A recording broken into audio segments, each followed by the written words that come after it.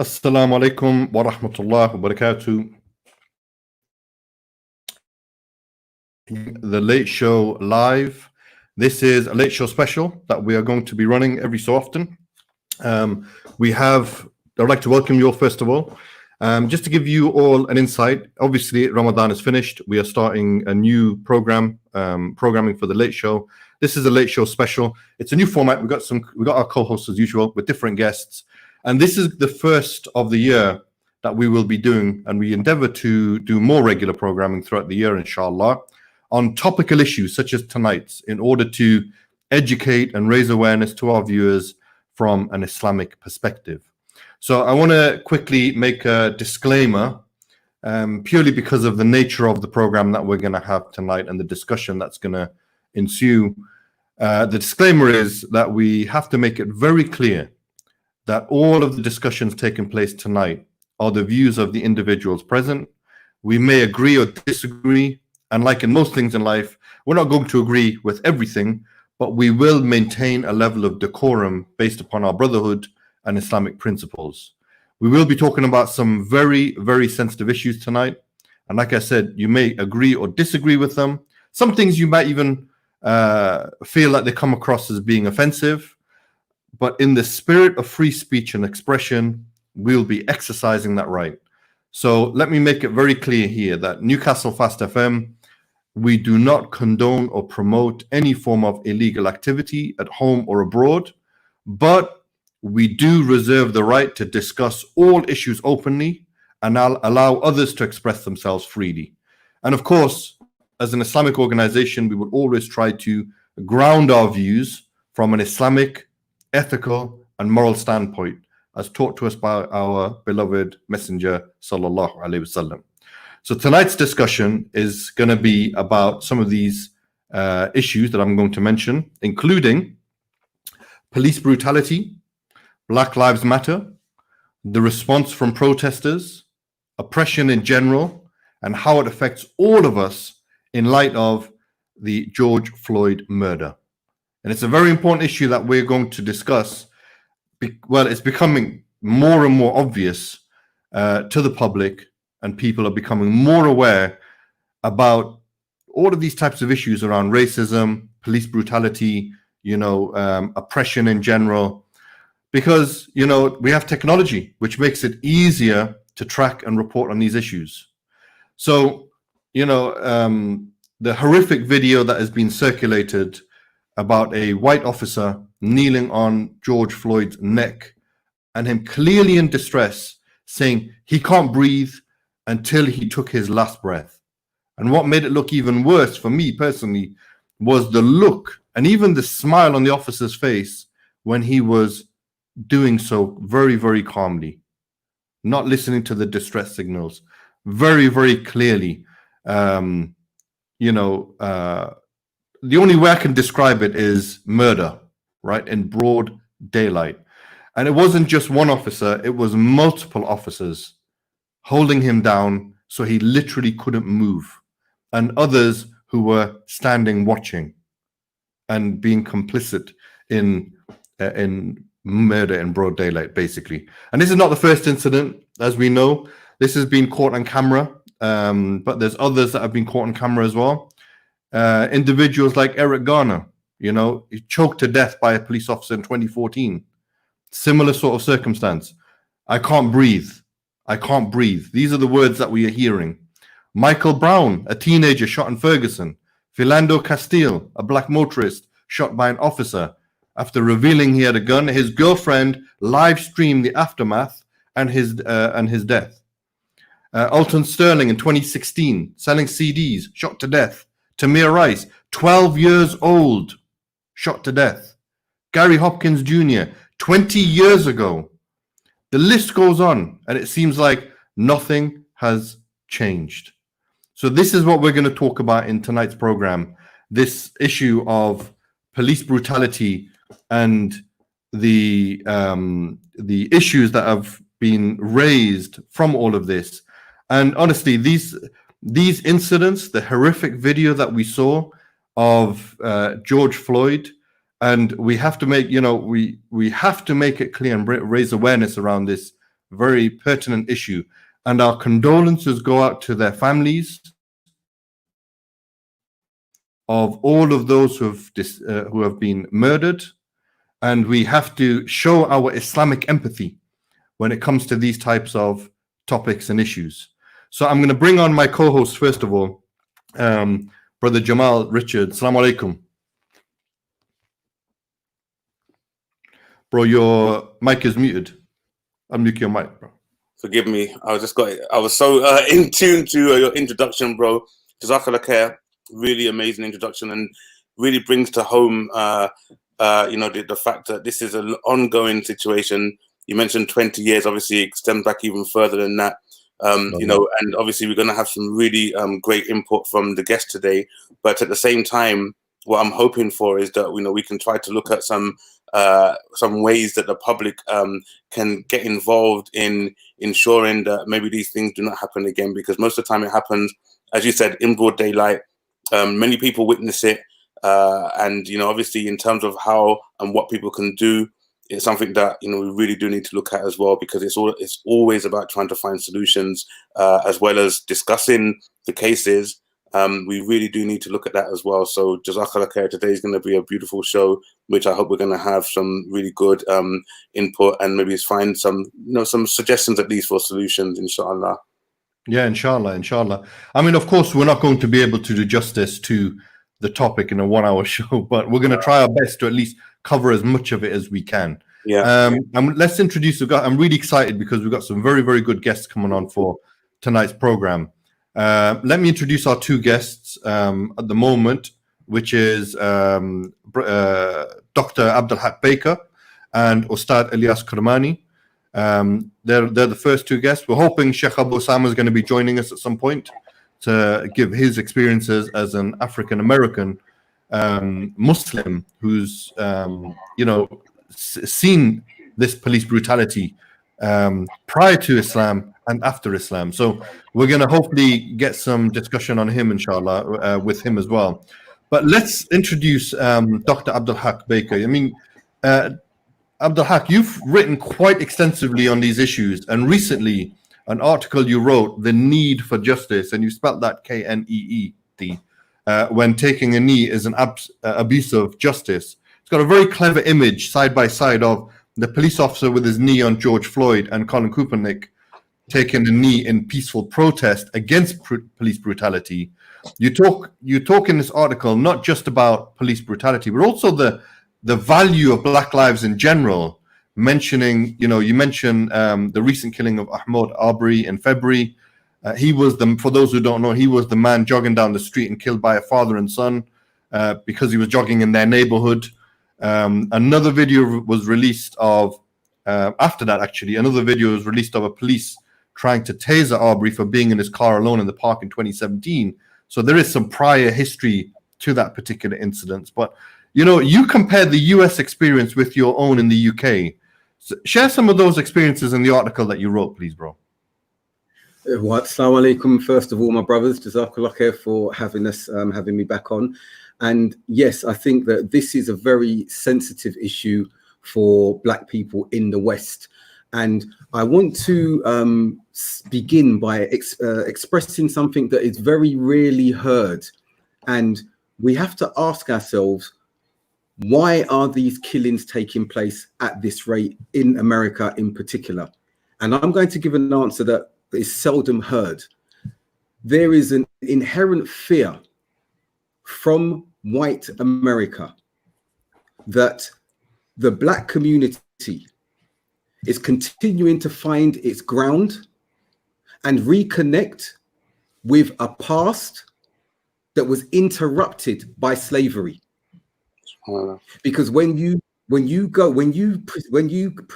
back before that era of slavery, and we've got archaeological, historic evidence of the empires and the status of the brown and Black people across the world, Latin Americas, Africa, Asia, and the subsequent colonization and enslavement of these people. We are now coming to the end of an era whereby Black communities are now moving in such a way and along such a trajectory that they are pushing at the parameters and the paradigms that have been set that dictate how far we can go according to their paradigm and their context of success. That's being pushed against now by many non-white communities and peoples. And so there's a fear of that. You see that, you hear that from Trump in the bigoted responses and racism that he purports. You see that in his baseline. You see that with the rise of the far right in Europe, because there's that inherent fear to suppress the guilt or to bury the guilt and try and revisit the stage where subjugation, mentally as well as physically, is revisited. And the brown and black peoples of the world, especially in the West now, are not accepting that and are waking up to the constricts within which they've been told we can operate. Now, that's a key thing that people need to know as to why this is happening at this rate. And the only way that the bully can implement this fear is by being supported by a systemic, institutionalized racist system that facilitates white privilege and also supports and upholds white fragility, which is you cannot question white people about racism. You cannot challenge them about racism. When you do that, we are told we have a chip on our shoulder. As Malcolm X famously said, that's not a chip on my shoulder. That's your boot on my neck. That's your knee on my neck. That is an issue, the language, the narratives that are out there and that are prevalent. And one thing we're seeing that's unique in America at the moment as well, if you look at those who are rioting and protesting, there are more white people you see protesting alongside black people than ever before. But also, we see that amongst the looting that's taking place, a number of them are white looters. So when the bigoted statements of Trump are coming out, he needs to talk to his own people who are protesting and looting at the same time, because a lot of them are white Americans. Now, I will come back now to the point you said about my own experience. This has been quite a difficult period of time for me, because when I witnessed what was happening with George Floyd, I've got my case papers, which I've highlighted in a video that I've released and some of my articles. I've got my case papers from 31 years ago, the year before, a few months before I embraced Islam. I didn't know I was going to embrace Islam at the time, in which after following the Notting Hill Carnival, I was attacked and injured by a number of policemen and on the underground. They'd followed us onto the train as we were coming back from Carnival. We hadn't caused any problems and everything. And if it wasn't for my colleagues, some would say my gang, because there's a group of us, if it wasn't for them jumping in, risking themselves and being subsequently arrested as well, I'll be honest and frank. You can look at the case study notes and I can share them. I don't know if I would be here today or I would have been severely injured, because they nearly broke my neck. They, in one instance, as they were pulling me out of the train in one direction, another officer dislocated my finger in another direction. And then when I was flung onto the platform floor, I had about 3 officers on my back, knee into the arch of my back, and my face was firmly on the ground with a boot and an officer standing on it. And that was only the beginning. And then I witnessed my other colleagues in the melee basically trying to help me and come to my rescue, and it spilled out and there were blows flying everywhere, bodies flying everywhere, and a number of us were arrested. I even witnessed some of my colleagues who are quite well built have 3 sets of the plastic wire handcuffs from the wrist right up to the biceps, strapped on them because they broke them as they came off. And you won't see it, but I've still got scars. I've got scars on this hand from the way that I was cuffed at that particular time. This was the beginning of a very traumatic period of time in which my career in the legal profession was at risk. My wife was expecting our first child. I'd bought my second home. I will add for the viewers' attention that yes, whilst I come from a street road culture, I've never had a criminal conviction to date. despite the police trying on a few occasions. And this was one of the most significant arrests I've had in the many that I've had since the age of 12, 13, up until the age of 23 when this incident happened. Jazakallah khair, bro. I think there's quite a lot of comments coming in actually. We've got lots of comments, but there's one I wanted to start off with. There's one towards the end by Sister Ruth Rahma Murphy. She says, talks about Edmund Burke, an Anglo-Irish statesman from the 1700s, said, words to this effect: "The only thing for evil to prevail is for good men to stand by and do nothing." And you know, I hope that's something that we're going to obviously keep in mind as well throughout the show tonight, because I really want us to leave with something very, very important today, inshallah. Yeah, so going with the rest of the comments now. So, sorry, if you don't mind, I'll just add something to that. Yeah. That's a very powerful comment, actually. Yeah.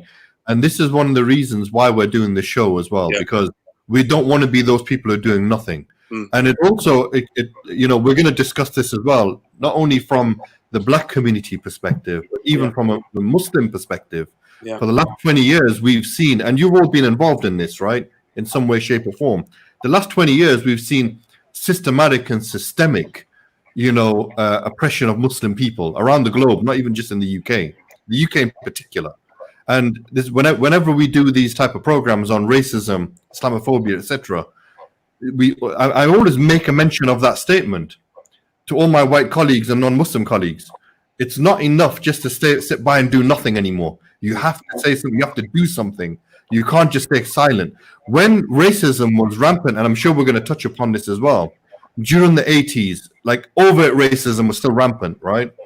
One of the reasons, and this is something that I always talk about, one of the reasons why it became unacceptable to use certain terminologies and language and words and behaviors was because people didn't do nothing. They challenged. And then they said things were unacceptable. Certain speech was unacceptable. And that's why it became unacceptable to use, or the culture changed because of that very statement. I think it's a very, very powerful statement. So, sorry, bro, I had to just add that in before you go to the comments. Yeah, inshallah. Jazakallah, so we will go on with some more comments, inshallah. We can quickly go through them. Ruth Rahma Murphy again. Wa alaikum assalam, Abu Tayeb. Alaikum assalam. This is our sister from Ireland, mashallah. Mashallah. Jeffrey Main, blessings and light cross faith support from me. Mashallah, mashallah, welcome. Sharina Alanka, I'm glad you said murder, because that's exactly what that was. 3rd-degree murder charge, exactly what he will serve. Exactly what will he serve, she's asking, yeah. Subhanallah. She also says, too many lives taken.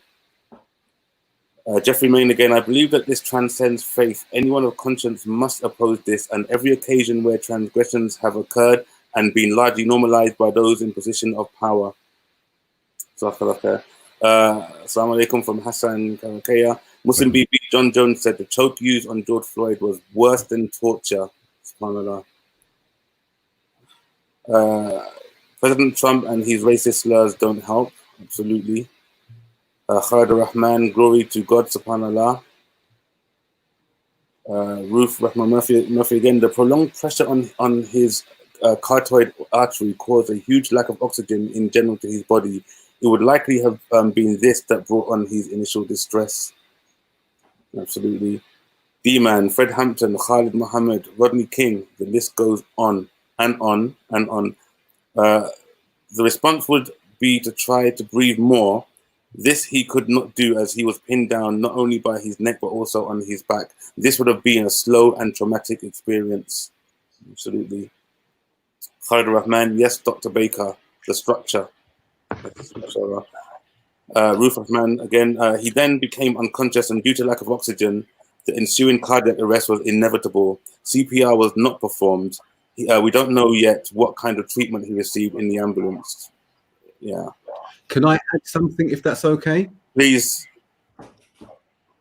One thing I want to share, which I don't think the viewers would have experienced, I want you to understand something. When you are arrested by the police, as has happened to me a number of times, the terror that comes when you are out of control of yourself, okay? When I was being grabbed by my neck and the force that I was feeling, and then you're feeling pain from somewhere else, and you're not in control. My legs were off the ground. There were 8 officers or more pulling me off. And then you realize you are not in control, but you can feel pain. Then your heart is racing, and you start feeling dizziness. And that's when you're starting to lose oxygen. And you start panicking in yourself, which they take for more aggression. Mm-hmm. So they start putting more pressure on you as they are arresting you, as they are physically manhandling you. You might get the odd punch. Once they'd subdued me and taken me up the platform, back down the platform, ripped off my t-shirt from the right side of my back, spat up and down side of the back, punched against the window, and when they got me in the van, pushed me back onto the floor with my cuffs, elbows and everything like that. And you are not in control. When you are not in control in this particular way, a panic can set in. Because I've been arrested a number of times from the age of 13, you learn to bring on a period of calm. But there's a problem with that as well. When we look at George Floyd, even when calm, this worries the police officers, because they feel there's going to be a violent backlash, or they cannot predict, they no longer predict your action. You are not like me. Many black people, we gesticulate. We're very physical in how we gesticulate. So when they see they've either controlled that and that you've become calm, and you'll see in my police statements that they wrote, I was calm, then he suddenly tried to headbutt. Then he leapt up, attacked another officer, and he was injured for 6 months. And that calmness doesn't help you as well, because they want to make sure that you are properly subdued. Even if you've got, as I heard in the cells when I was in Paddington, we heard a female, and this really distressed me, and I always remember this, and my colleagues heard it as well. We heard a female screaming with sheer terror and fear, and there were officers in the cell. We didn't know what they were doing to her. And I still remember this to this day. So when you are no longer in control, because they want to control you to the extent of fear, and colleagues and those and viewers, this only reminds me of one thing. When you read back on the history of slavery, the subjugation of the black individual to the point of slavery and breaking them in front of others so that they became subservient. And when you look at the tactics in the US now, not so much in the UK, but we face this in the UK, the subservience that they want from you is the ultimate goal. And you may think, is that still happening? Look, I saw individuals who'd been arrested a number of times alongside me and people that we knew. And then when the police would see them again on the street, or we would be walking down the street, they would pull up, wind their windows down, park the car. You would see the individual who'd been broken like that. He's with you, head down, and he walks quietly over to the police car, and he's standing there placidly, waiting for them to speak or whatever. And then you will see them, literally, they will do things like that, run along now to your friends, and they would look over, do the thumbs up at us, and this individual will come back to us, humiliated. And the extent of his humiliation would stay with him. I'll add one thing. Some of the colleagues that I knew are no longer with us. Some of them developed mental case issues. Some of them committed suicide. Some of them are in mental institutions now. I've witnessed that growing up. They try to break you. Now, in my particular case, when the court hearing came up, the Judge Noel, I remember his name firmly, when he came to sentencing all of my colleagues, he sentenced some, he let them go. Because I was in the legal profession, he said, his words were, Mr. Baker, you're a nasty piece of work. I'm not going to sentence you today. He asked the clerk, tell me when I'm next due. I want to be the one who sentences him. And the reason he had that approach regarding me is because I was in the legal profession in the 80s, 90s, sorry. I bought my house in the 80s. In the 90s, affluent, moving forward. My boss, who was a lawyer, came and represented me. People of repute came, and he did not like this. especially hearing he's the only black fee earner in his firm. He did not like this. I should not be in that echelon of society, that privileged position of society. And so when we talk about structural racism, and you've got judges who are supporting a false narrative of the next tier of operation of administration, the police, then we're on a no-win situation. Only by my appeal was I able to succeed, and the judge saw through the inconsistencies in their cases, and my suspended sentence and the fines and the compensation I had to pay to the police officers. That's when it was wiped clean. The judge clearly said he was very strict, and he lambasted the officers and the Metropolitan Police, British Transport Police as well, saying that you have tried to ruin an innocent man, false imprisonment, physical abuse, because my medical reports were put forward.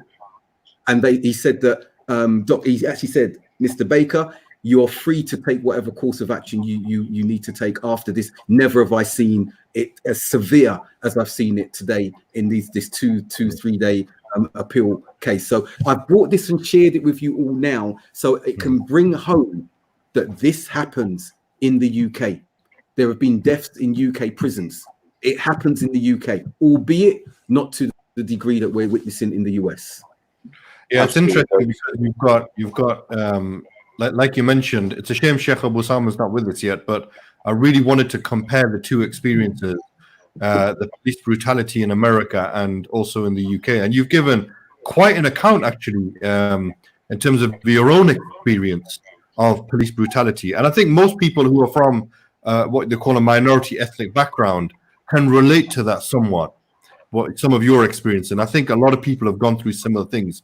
You know, the whole racial profiling, stop and search. There's so many things that we grew up with, 80s, 90s in particular. And I was going to pick up on something that you mentioned. You know, the author and academic Tim Wise, he explains that this is nothing new, especially in America in particular. He gives the American context, obviously. He's an American author and academic. He actually mentions that there's a historical reference to this police brutality that goes back to the times of slavery, as you've mentioned, you know, with the slave patrols, enforcement of segregation, lynching, you know, and he also talks about where police actively stood by or actively participated when these things were taking place. And even up until the 90s, I remember growing up in the 90s very, very clearly. Racial profiling here in the UK and even in the Northeast, Newcastle, racial profiling in the 90s was the norm. The stop and search that they had.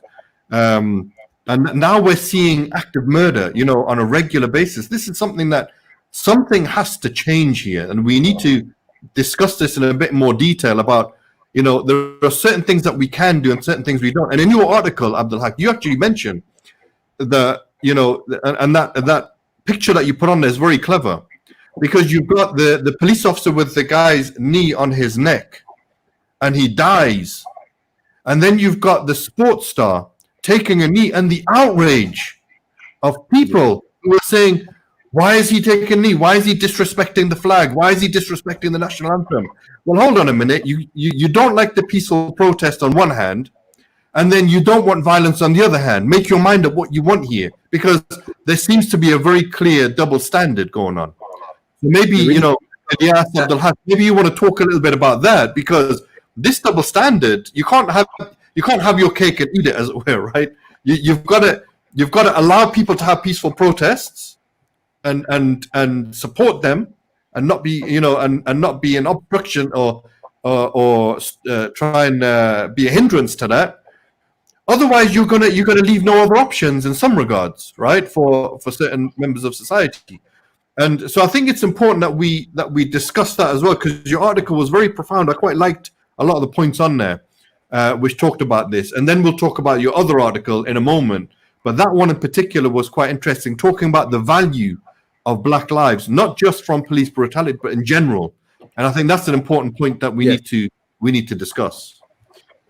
The reason when that picture was shared with me, and I said I need to use this, because we know that with Colin Kaepernick, his career was effectively ruined but he rose like a phoenix, I think, from what he had to face. And when he took the knee, one of the reasons behind the furore around him and the uproar, and even the president's Trump with his insulting statement being made, was because Colin Kaepernick should have been a good Negro. Remember, I've talked about that subjugated, submissive Negro. You should be a good Negro because we've allowed you to be within our one of our elite sports. You are making millions. We've allowed you to be famous, and now you are kicking the trend and not appreciating that we've let you eat from our table, and you are acting like used to be said in the Jim Crow era. For those who are educated black people, you are an uppity Negro. So that means you're problematic. You're a problem. This is problematic. If you look at the results on the final end of many of these individuals in the Jim Crow era in the 60s who were referred to as uppity Negroes, you will see that many of them met brutal ends, lynching, and the like. So what we saw was that sentiment playing itself out with Colin Kaepernick, who took a knee because of the injustices and the murders of fellow people of color without those murderers being taken to account. So what was interesting as well with that picture, when I put that picture on my article, you had the one of the captions read, you had this individual kneeling on the murderer kneeling on Floyd, and you had Kaepernick, and it said, "This is why." This is why. Just those words. Basically, this is why Kaepernick did what he did, because of this. So this is a very important thing. And with regards, and Kaepernick is saying, our lives matter. And on the issue of Black Lives Matter, I know we're going to talk about that, but to dilute it by saying all lives matter, when the disproportionate number of deaths and targeting are of black people, is a disservice to the cause of black people and what they're suffering. So yes, all lives matter. That's a statement that needn't be said. But in the context looking at, Kaepernick was saying this as well. Black lives matter because of what's happening. Broad daylight, killings, and walking free from the police officers, state officials walking free. And it's a form of state legislated criminality, state legislated murder by default. Yeah, I think there's a couple of comments on my own personal Facebook page I want to quickly read out. John Boss, he says, Donald Trump to blame, simple as, please wake up. He has hate rage towards blacks / Muslims. And then I've got another comment by Stu Armstrong. And this is something that we can nicely segue onto, actually. What does the violence, mass looting achieve? Does it make the protesters any better than the police? And he does hashtag all lives matter. And I think that segues us on nicely because there's quite a lot of things that I want to talk about with regards to that. Yeah. And I want to just talk about, Trevor. I was watching a video by Trevor Noah. He makes a good point. He said, he talks about the domino effect, just leading on to what you were just mentioning there, Abdul Haqq, yeah? He says, when one thing happens, other things are sure to follow. He says, I'm just paraphrasing, he's talking about, something along the lines of, that we have a societal contract, a social contract, a societal contract. And this has been broken for years by people in power and government, and that all people should abide by law. But he asks an interesting question. He says, what is the incentive for those at the bottom of society to uphold these societal contracts in return? When, in quotation marks, I'm going to use, police in America are looting black bodies, especially when people protest, not only are not working, but they're even facing repercussions for doing so as well. Because as far as I understand, that sports star, he lost his job. He wasn't playing for his team for a long time. I don't know if he still is, as a result of his peaceful protest. Yeah. So I mean, there's so many things that we can discuss here, but there's a lot of comments coming in as well, guys. Jamaal, I don't know how you're going to keep up with this. Well, I wanted to hear from Alyas Karmani, so I was going to mention maybe one of the comments on here about about the same sports style, I think. But let me just see. As you said, we have so many comments on here, subhanAllah. It's kicking off. Yes. I don't know. I mean, what's your take on this, Alyas, in terms of how people are responding to this, and obviously, yeah. I mean, are we doing the right thing? And also, maybe. Bismillah, alhamdulillah, wassalatu wassalam ala rasulillah. One of the things I think is important is that I always begin with a start point, that a life has been taken, there's a family grieving, they're suffering, unimaginable pain, grief, and loss. And sometimes I think everyone jumps on, everyone hijacks. There are so many competing agendas out there, and people usurp causes as well. And I think sometimes I like to begin with the start point. George Floyd's family are suffering from, unimaginable pain due to their loss, and Allah give them peace, inshallah. I think sometimes we have to kind of humanize the issue as well. And I think the next thing it's important for me to do is listen. I want to listen to Abdul Haqq, and people are probably quite surprised as someone who's very opinionated. For nearly 40 minutes, I've kept quiet. Okay, and the reason I've kept quiet is I need to show respect to others, and I need to show. And me being silent with you, side by side with you, is my solidarity and is my strength. Now, I love the quote. It takes good men to remain quiet that evil spreads. But the best man who walked on the face of this earth for us as Muslims, the Prophet sallallahu alaihi wasallam. And so I always ask this question again, Jamaal. What would the Prophet sallallahu alaihi wasallam have done in this situation? And actually, it's Cornel West's book. Okay, the problem with racism. He actually says that don't fall into a camp. Ask yourself, what are prophetic values here? And this is the wasitiyya and the uswatun hasana, the best example based upon the middle path. And it's a difficult path, really, because there's so much, just in this discussion, so much emotional outpouring that's taking place here. And there is just so many people with so many of their own personal experiences that are being triggered. Just whilst I was listening to you, Abdul Haqq, I remember David Rocky Bennett, 1998, Jamaican Rastafarian in Norwich in a psychiatric unit. My background in mental health. I quote David in nearly every presentation that I do when I'm training mental health. He was being racially abused in Norwich, because you can imagine the demographics there was predominantly white. He was a Jamaican Rasta, very visible, and he was being racially abused every day. And he became agitated by the racial abuse. The psychiatric staff there saw him as a problem. 12 people sat on top of him. He died of asphyxiation. That's 1998, David Rocky Bennett. And in the special case review, it was mentioned he was treated as a lesser being. On that night, the staff did not see him as a human being, but as a lesser being. And this is at the root cause of what we are talking about today, the dehumanizing of the other. Abu Tayeb, you didn't mention, this is the statistics. 2 black men every day are killed by the state in the United States, in the US. 2 men every day die as a result of state intervention, every day.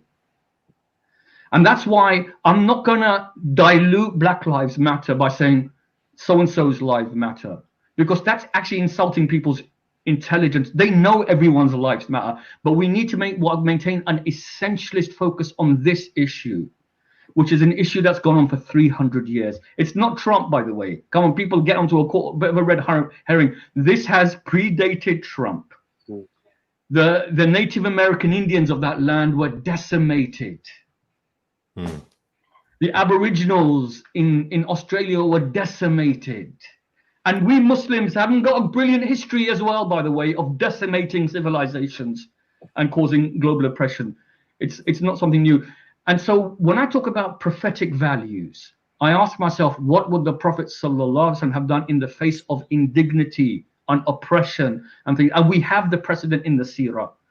When the Prophet ﷺ said the strong one is the one who maintains control, not the wrestler who can throw the other wrestler.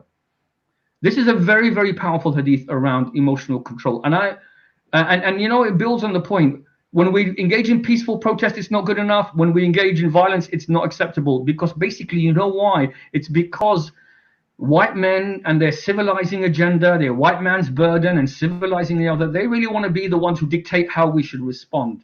But I think there's a way we transcend that by following prophetic values.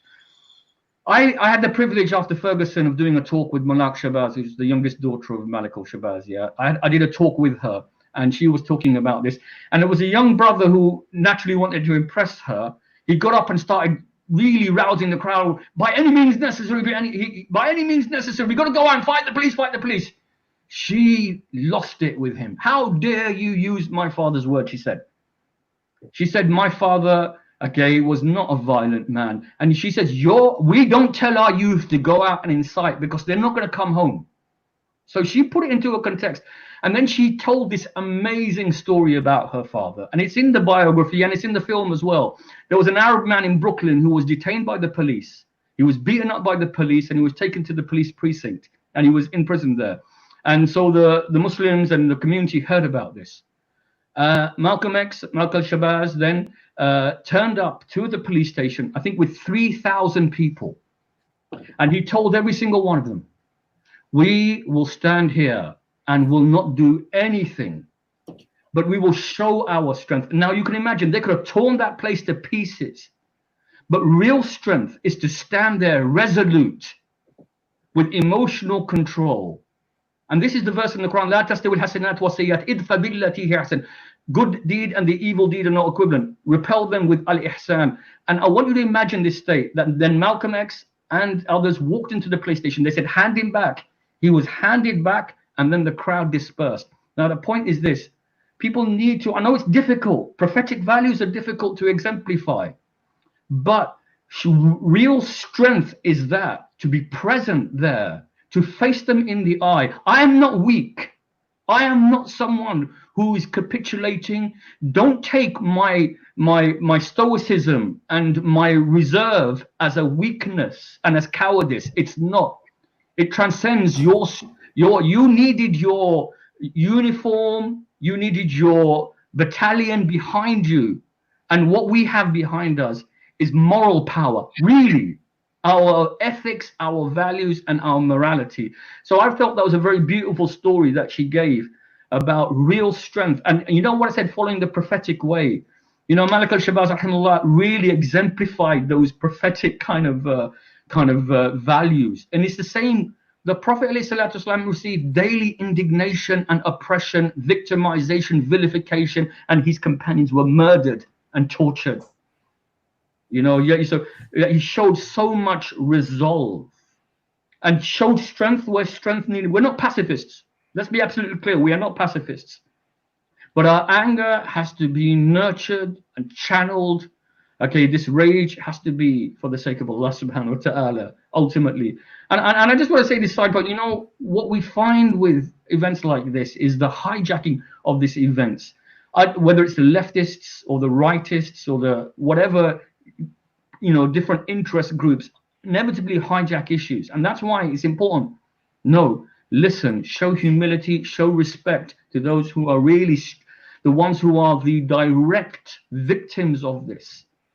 Don't dilute it by adding your agenda to it. It's very, very important and very powerful to do that. And when you do that, then when you experience your turmoil, your challenges, and your oppression, you will find, and you look behind you, they will be there.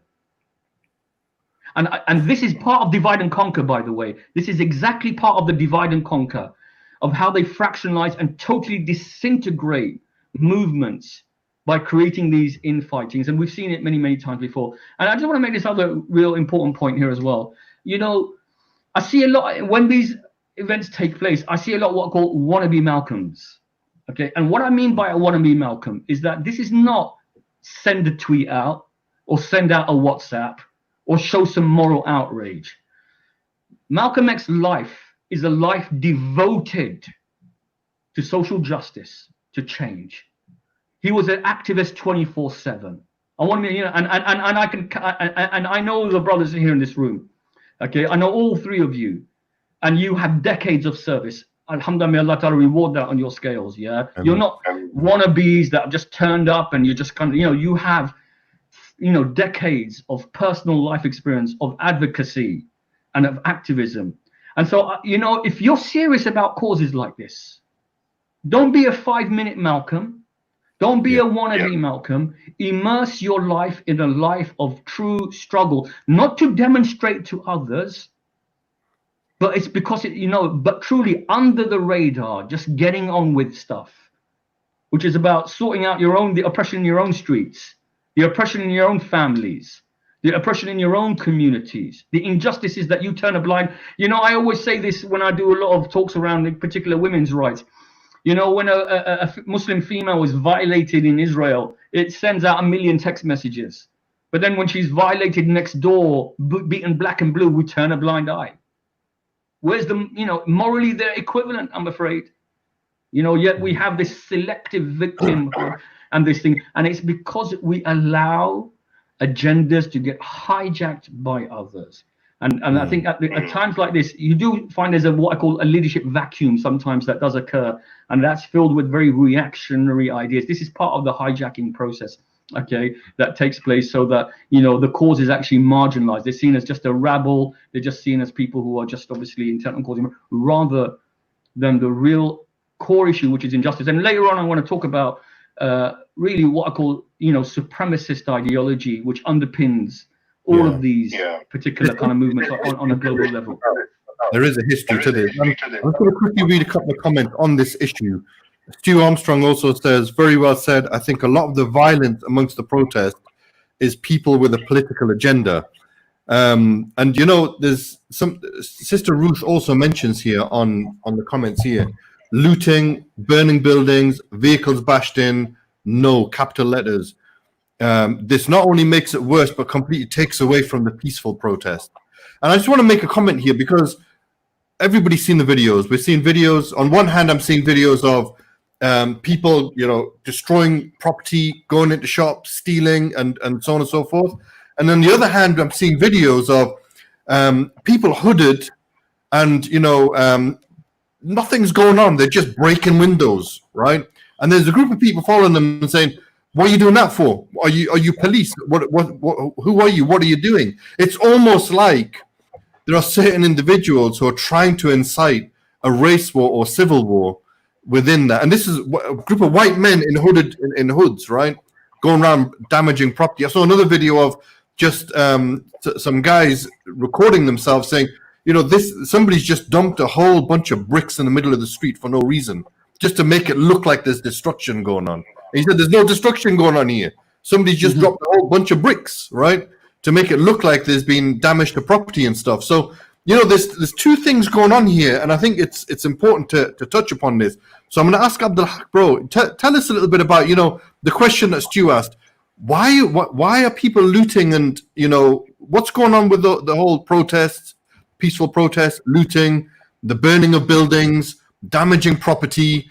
You know, I was listening to Killer Mike came on. He's a known rapper from Atlanta, and he came on and he said, "I'm as angry as everybody else, but why are you destroying our cities? Why are you destroying?" He's talking to the black youth. Why are you destroying your own cities? It doesn't make sense. This is not the time to do that. And he gave a whole number of other things that he was talking about. But share a little bit of experience about this, Abdul Haqq. Talk about this a little bit. I think this is important to clarify for the viewers.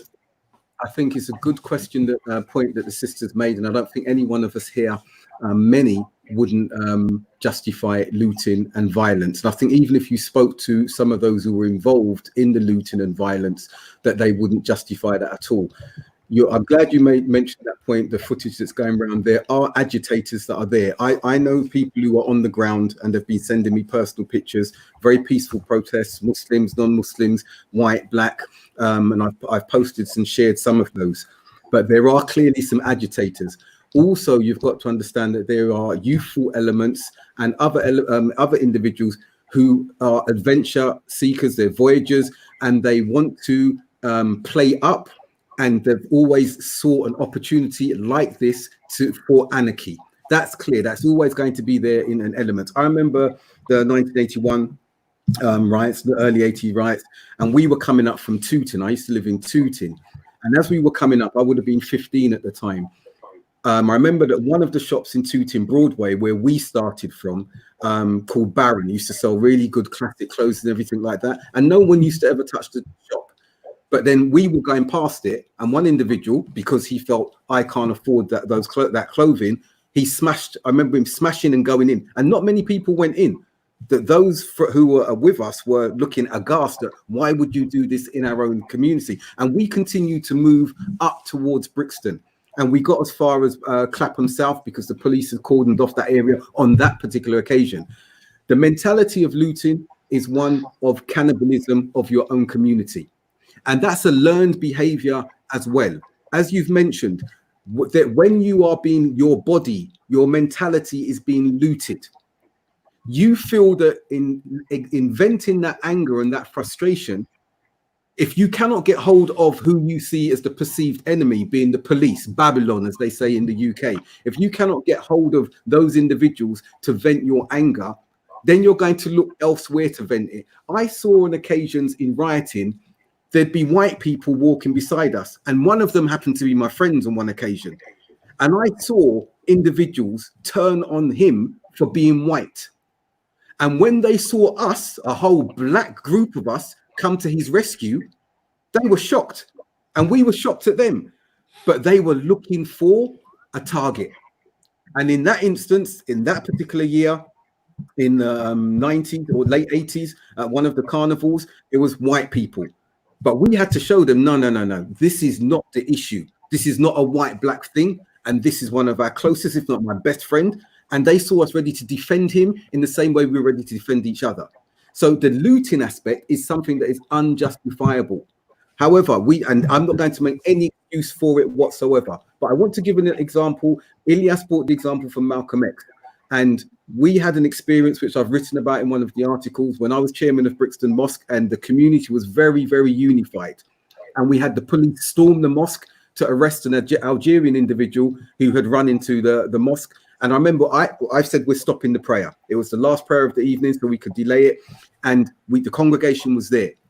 And we stormed across the road to Brixton police station after they took this individual. A whole lot of police cars and everything came in, vans. And we took over the police reception. And reminiscent on what Alyas was saying, and we didn't have this in our mind. We just had, you've done an injustice in our place of worship. You've taken someone without a warrant. And we said there and then, we are not leaving until this individual has been released. And the numbers started swelling. The duty sergeant came rushing down. He saw this. His officers saw if they were going to come into the foyer, then there would have been a resistance. Nothing was being smashed. Nothing was being broken. Our objective was very, very clear. So then he quickly got me down, took me to the police cell. We know that there used to be beatings in Brixton police station, putting the mattress up against the wall, the individual between the mattress and the wall, and doing whatever you wanted to him. So we got there before that. The individual was shocked. He's Algerian. He was crying. He doesn't speak very much English. And the officer, the duty sergeant said, we will release him. I will release him in your custody. I've never done this before. Please stay with. And when I came out, and all of the congregation, about 70 of them at this point, and the numbers were swelling outside, saw this, all I had to say to them was, let's go back to the mosque and pray. And we had other incidents like that, confrontations with the police, and we saw the non-Muslim crowds gathering. And we literally told them, this is an incident between us and them, something's happened, please don't get involved.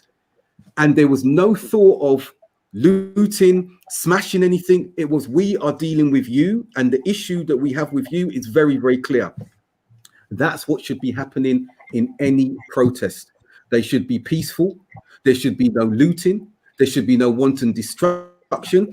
There should be no violence against the police. However, I place a caveat. If the police, like what we've seen in the 80s with Toxteth, the Toxteth riots, the Tottenham riots, the Brixton riots, if the police use the amount of aggression that they use against individuals, where you see women having their heads split open by a club or dragged by their hair, if individuals are going to intervene physically to ensure that this is not happening, I am not going to be one who tells them not to do that. But if they are going out with the intention of being the aggressor, then this is not something that I would condone or support or vocalize in any shape or form. That is not the way. It needs to be protest, firm resolve, and if there's anything excessive coming back from state, you resist that. So that's a beautiful comment. And Dr. Abdul Haqq, that although that might sort of take us to another direction for a little bit, because that's where I'm kind of hoping that we were going to end with those sort of positive kind of points. But before we go to that, I mean, sticking with the looting situation, I mean, what about those? We know there must be a large amount of people who are opportunists and do not give a damn about the likes of George Floyd. And I'm just thinking, this is an opportunity for me to go and get that color TV that I've been after for a long time, that flat screen TV. And this is another issue because it does create a big problem, because obviously we know there are those who are antagonistic and maybe those who are sort of creating issues elsewhere, and then we have these other individuals who are just completely selfish. So I would say, frankly, I would say to that, and I'm glad you've raised that, those who are doing that, and this can be echoed wherever, I will say it, they're a disgrace. They're disgracing not only George Floyd, every one of the black individuals, non-white individuals who've been killed, brutalized. They're disgracing their name. And the question has to come to them, if that was a member of their family, would they want to see wanton looting, violence in the name of their family member, or would they want to see justice and resounding reform? That's what they would want to see. So they need to look in the mirror, and this sense of opportunity. And also I would say to others, if you witness, as we did, others who are looting, you have to tell them to stop. And if you can stop them and remind them what they're there for. And if they're not there for that, go back home, watch it on the television. Yeah, absolutely. I think talking about, there's a couple of comments that I want to link it to what you've just mentioned there. And I think we have to look inward a little bit as well when we talk about some of these things, There's a comment by Saeed Aman. I want to ask Dr. Baker, why aren't the students of knowledge and the mashayikh not speaking on this issue?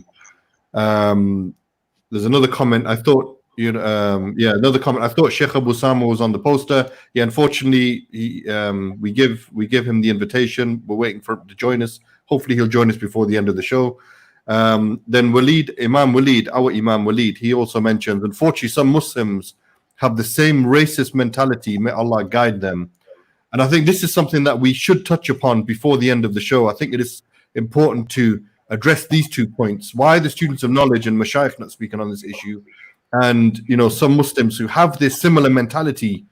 And I'm gonna talk about it because I talk about it regularly up here. I do khutbahs on it.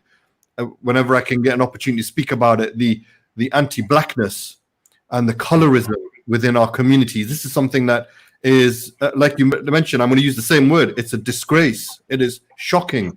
It is absolutely un-Islamic and goes against our principles of our religion.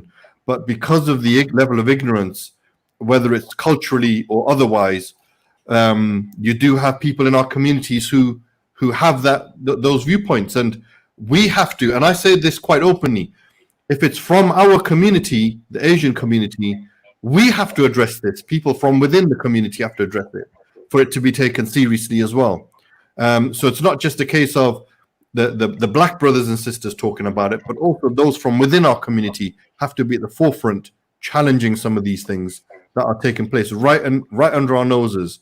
And I remember, I'll share this very quick story. I remember doing a khutbah specifically on racism and the issues. We were talking about Islamophobia and the first part of the khutbah, Islamophobia, racism, the EDL, all that sort of stuff. And then on the second part of the khutbah, I switched it on the Jama'ah. And I said, yeah, we don't like it when they talk about us and speak to us in those terms. But what about you? What about us as a community? Listen to our language, the way that we behave towards people of darker complexion. And I was even showing some of the words, like, the terms like abd and abid are still used. Qala, shida, all these type of words that are used in our communities. Of course, yes, some are adjectives, but what's the intent behind when using those words? And I'm not joking, you guys. There was one Arab brother, he stood up when he left the khutbah. Yeah? He didn't even stay till the end of the Jum'ah. He was so upset with me because I was addressing these issues.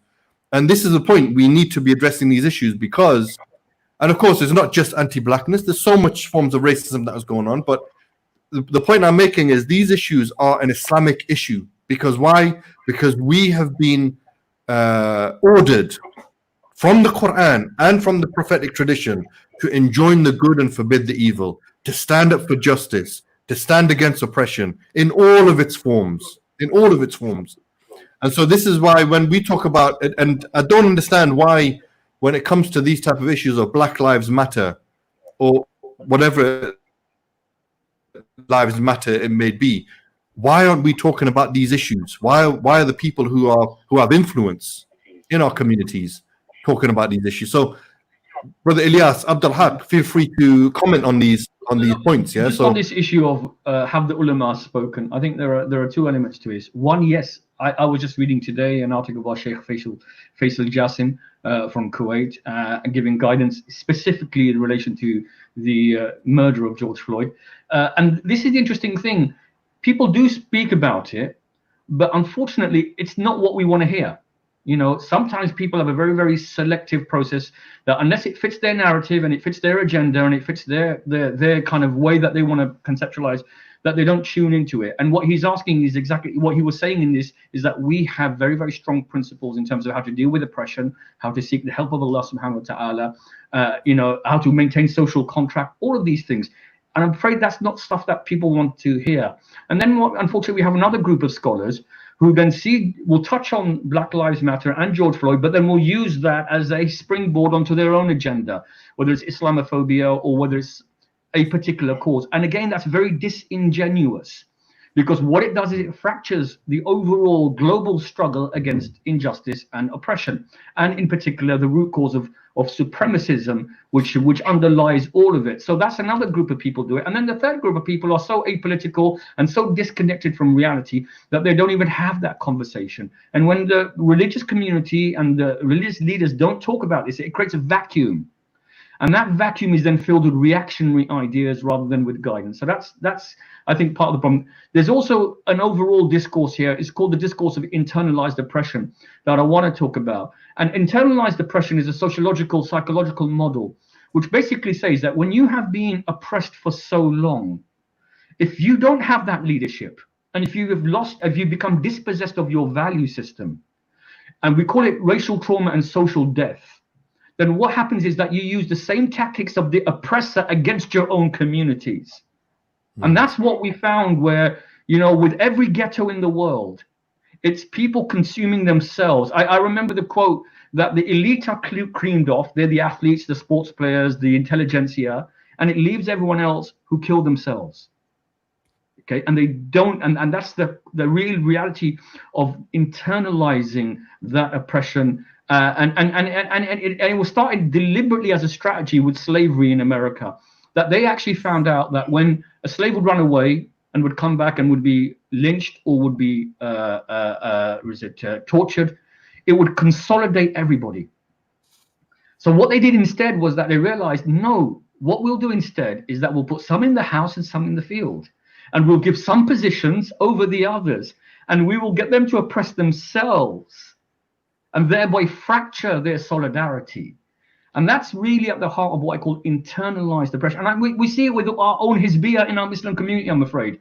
That when you've been dispossessed for so long, then this is what happens. You turn on yourselves rather than actually recognize where the oppression is. I use a film in a lot of my work with young people. It's called Once We Were Warriors. I don't know if you remember it from the 90s. It's set in New Zealand with the Maori community. And it's a story which talks about, it's a really good educational tool, guys. And it talks about, obviously, gangs and criminality, juvenile delinquency, alcoholism, terrible domestic violence, terrible violence, sexual abuse, suicide and bereavement. Really difficult things in that film. But the underlying death in the whole film is the social death of becoming dispossessed of your heritage, of your values. Once we were warriors, once we had heritage, once we had a belief system, once we had leadership, once we had respect and honor. And Abdul Haqq touched on it when he spoke about internalized humiliation from systematic discrimination by the state against individuals. And when you have that sense of complete humiliation and indignity, what you do with it, it only takes real leadership, like the prophetic leadership and heroes like Malcolm X, rahimahullah, that allowed people to transcend. And if you don't have that leadership, I'm afraid it just creates an anarchistic, nihilistic rabble that turn in on themselves. And unfortunately, that's why you see that orgy of violence. And we saw it in 2001 in Bradford, where the riots took place in Bradford. And they started off because the BNP came in, and the National Front BNP came into Bradford and perpetrated hate crimes.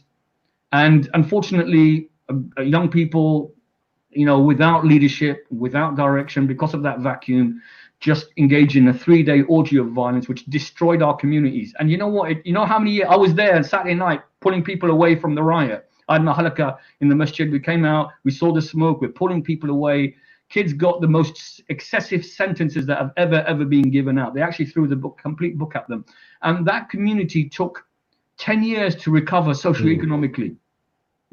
So they destroyed the BMW garage. That was like I said, a bit of a key institution in that very impoverished area. They looted all the cars, burnt it down.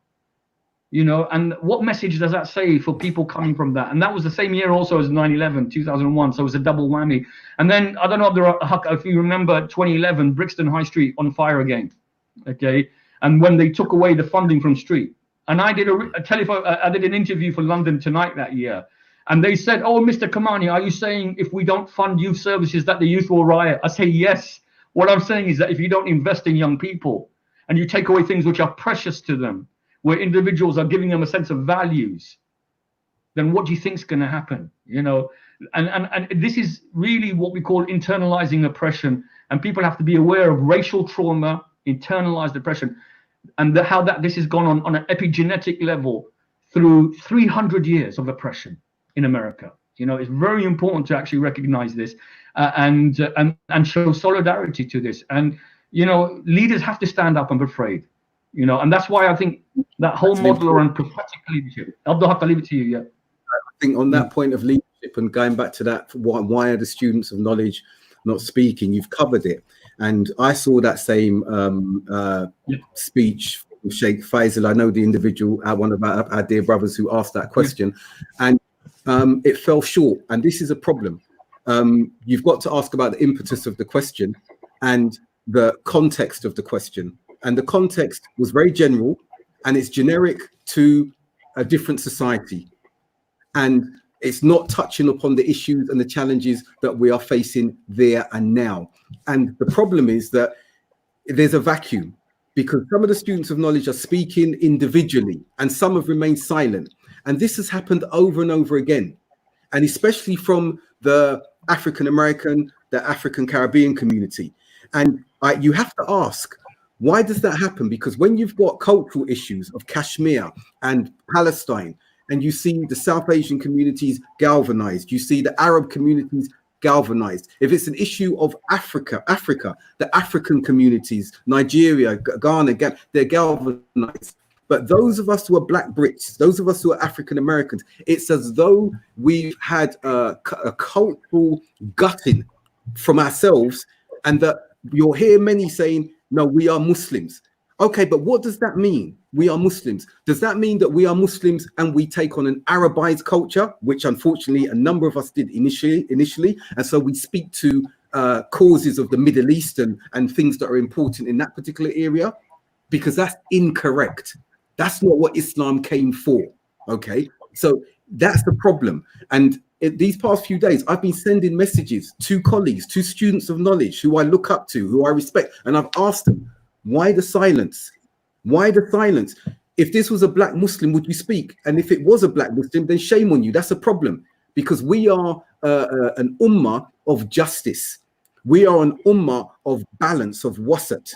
And that's for mankind, as we've been told in the Quran. Absolutely. And so if that's not taking place and we're not being seen to be speaking in solidarity, endorsing the other who's speaking about this issue and to this issue, is it a wonder that we're seeing that these Nubian and Egyptology and these particular black groups coming up and saying Islam is not for black people. They do not speak for black people causes. They only speak for themselves. And then look at your fellow black brothers. Notice they don't speak for you. And that is a very big problem. The problem of leadership is what cements that. Because amongst the black communities, amongst the students of knowledge, there are those who don't want to recognize their academia.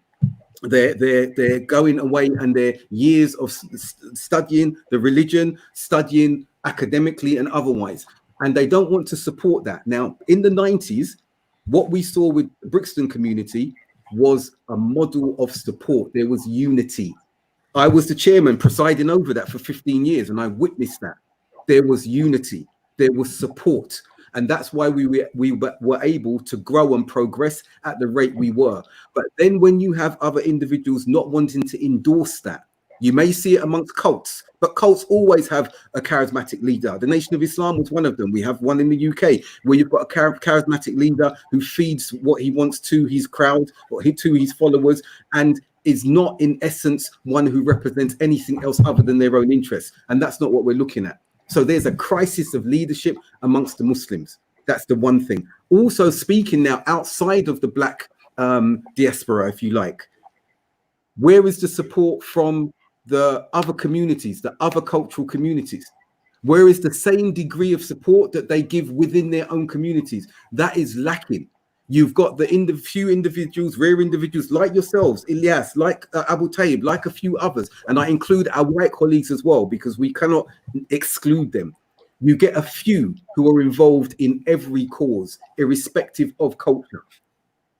But that's a minority. And in the UK, the biggest contingent of Muslims is the South Asian community.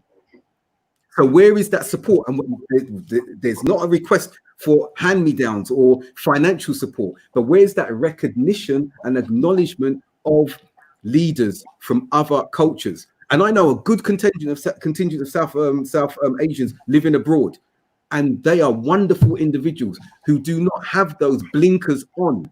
They look at the causes. They're doing charitable work in Africa, the amount of masajid, mosques they've built.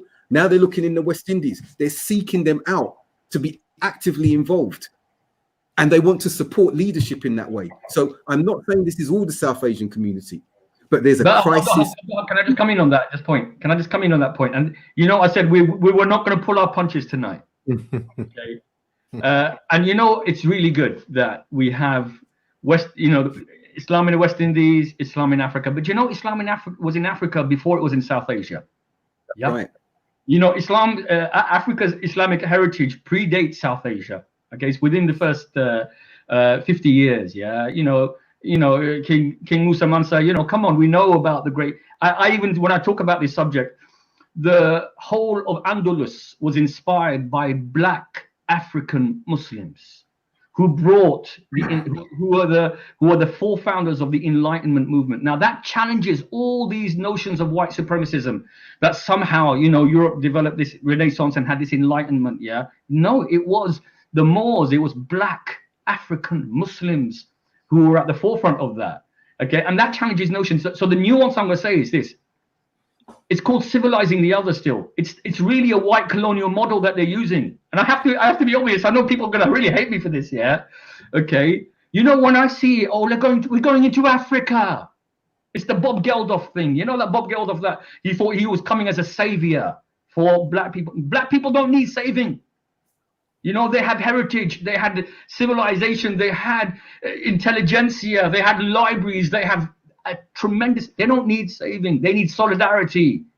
Okay. Yes, and it's the same thing in the West Indies. I don't like it when we've got this South Asian Arab mentality that we are the natural leaders. Okay. You remember, just know your place, bro. Okay. We're the natural leaders. We'll let you have the stage every now and then, but really. And it's the same thing as the white man's burden, but it's the Muslim version of the white man's burden. And really, this is a very uncomfortable subject that people do not want to take. Two things to add on what you're saying. And I want you to remember, black history didn't begin with slavery. It was interrupted by it. That's one. The second thing we need to look at is that our Islamic heritage, and we talk about seerah. And I want all non-black Muslims and non-Muslims to listen to this. Where did the Prophet Muhammad sallallahu alaihi wasallam direct his companions to seek refuge initially? It was in Abyssinia. What did they find there? Who did they find there? They found a civilization more advanced than theirs, a Christian civilization that was monotheistic, that recognized the message and the prophethood of the Prophet Muhammad sallallahu alaihi wasallam. And then when Alyas went, who was very eloquent, he wasn't Muslim, to petition, did he go in like the colonialists did and we are better and we more superior? He came in with gifts, in his best robes, in his best garment, to petition the king. This was a black king. This was Al-Najashi. This was Abyssinia. And they hosted this new group of Muslims well, and they stayed and practiced their faith. So when we're looking at the black people as an inferior, second-class set of people amongst the wider South Asian and Arab Muslim communities, I need to ask every one of you to check yourselves, because you came to our civilizations. You came to Africa for refuge, for solace, as a fledgling community. And you were facilitated. You were hosted. And that should not be forgotten. And that should be at the forefront of seerah stories when we're talking about, please, one thing I request now, and from a racist perspective, please don't keep reminding me of Bilal. Don't talk to us about Bilal. Do you want to talk about other Sahaba who were black? Do you want to talk about other leaders who were black? And from the Asian perspective, do you want to talk about the black armies that helped conquer India and other parts and Muslimize and Islamize that particular area? So we need to get real. This is a frank discussion that we're having. And I want to be clear. Black people have faced subjugation and mental subjugation and have been marginalized and directed into particular fields which you and white society have found acceptable. So even in amongst the Muslim communities, we see black people as entertainers, as sports people. But do you want to refer back to our history and see the scientists, mathematicians, great thinkers, the scholars from Africa? Let's look at those and let's balance let's get an equilibria of the wealth of Islam and how it spread across the entire globe. It spread across the globe and is continuing. And I will stop on this point that I started with. What we are in actuality doing, especially as Muslims and as black Muslims. And I spoke to one of my colleagues recently who was really downhearted, and he said one thing to me. He said to me, and I want to share this, and it's profound. Please bear with me. He said to me, why are we facing this? Why is it that everywhere we go, black people are downtrodden and looked on in such a negative way? And it was the colleague I embraced Islam with at the same time and I look up to. And I said one thing to him. I said, we got to look at 2 points. When Adam was created, alayhi salam, we have the description of the soil and the clay with which he was created. Alyas, you never heard me bring this before, and I'm bringing it now live on radio. And we know that he was made of a black substance, gathered from various soils. He was gathered from a black substance. We know from authentic narrations now that as the vessel of Adam was there before the ruh was breathed in, we have authentic narrations that Iblis went around this shell of Adam. He went inside. He came out of the orifice. He kicked the empty vessel. He was examining it. What was the color of this vessel? Let's think. Black. It's black. Yeah, right. So that vessel was there. Then the spirit was breathed. The ruh, let me finish, please. The ruh was breathed into this vessel. Now, then we know the story. Iblis refused to prostrate because of his racist, his xenophobia, that he believed he was made better. But because of that disobedience, he was cursed, regime, till the end of time. Now, let me ask you this. In a more profound way, that black Americans, when they see white people, they see the descendants of the slave master and they have a resentment for them, some Americans, because they see that. What does Iblis see when he sees black people? Primarily, what does he see from the origin? Yes, all of mankind he is against, but what does he see from the origin? Now I'll bring the second parallel. When we look at the misguidance of mankind and we see the multitude of gods in Africa, in Latin America, amongst the brown people, that degree of misguidance, and even some of the original Jews, we know the Falasha Jews who roamed in Ethiopia before they were in Africa, they were nomads before they were taken to Israel. And some might be thinking, wow, where's this guy going? I'm going to end on this now. The misguidance of a people was such that Allah cursed Bani Israel till the end of time. I'm not saying all black people are Bani Israel, don't get me wrong. But we know that the major sin for which Allah does not forgive is shirk, associating partners with him. So some of us, many of us, are on a journey of rediscovery of self, of tawheed, of monotheism, okay? And we're undoing the yoke of subjugation that Allah has caused and tested and punished many people with. And it's only when we all return to monotheism, to tawheed, when we recognize who we are, what we were, predating slavery, and we start working together on the same trajectory, and people start embracing Islam and Tawheed again, that fear that we already see from racist America is going to increase, but they will not be able to stop that tsunami of people returning to Allah upon Tawheed. And it's been prophesied, mankind, not just black people. So I will conclude on that. And I can see the looks on your faces that maybe you haven't heard this. I've studied this. No, Abdul Haqq, I'm going to give credit where it's due. You know Sheikh Abbas from Bradford. I know you know him, yeah.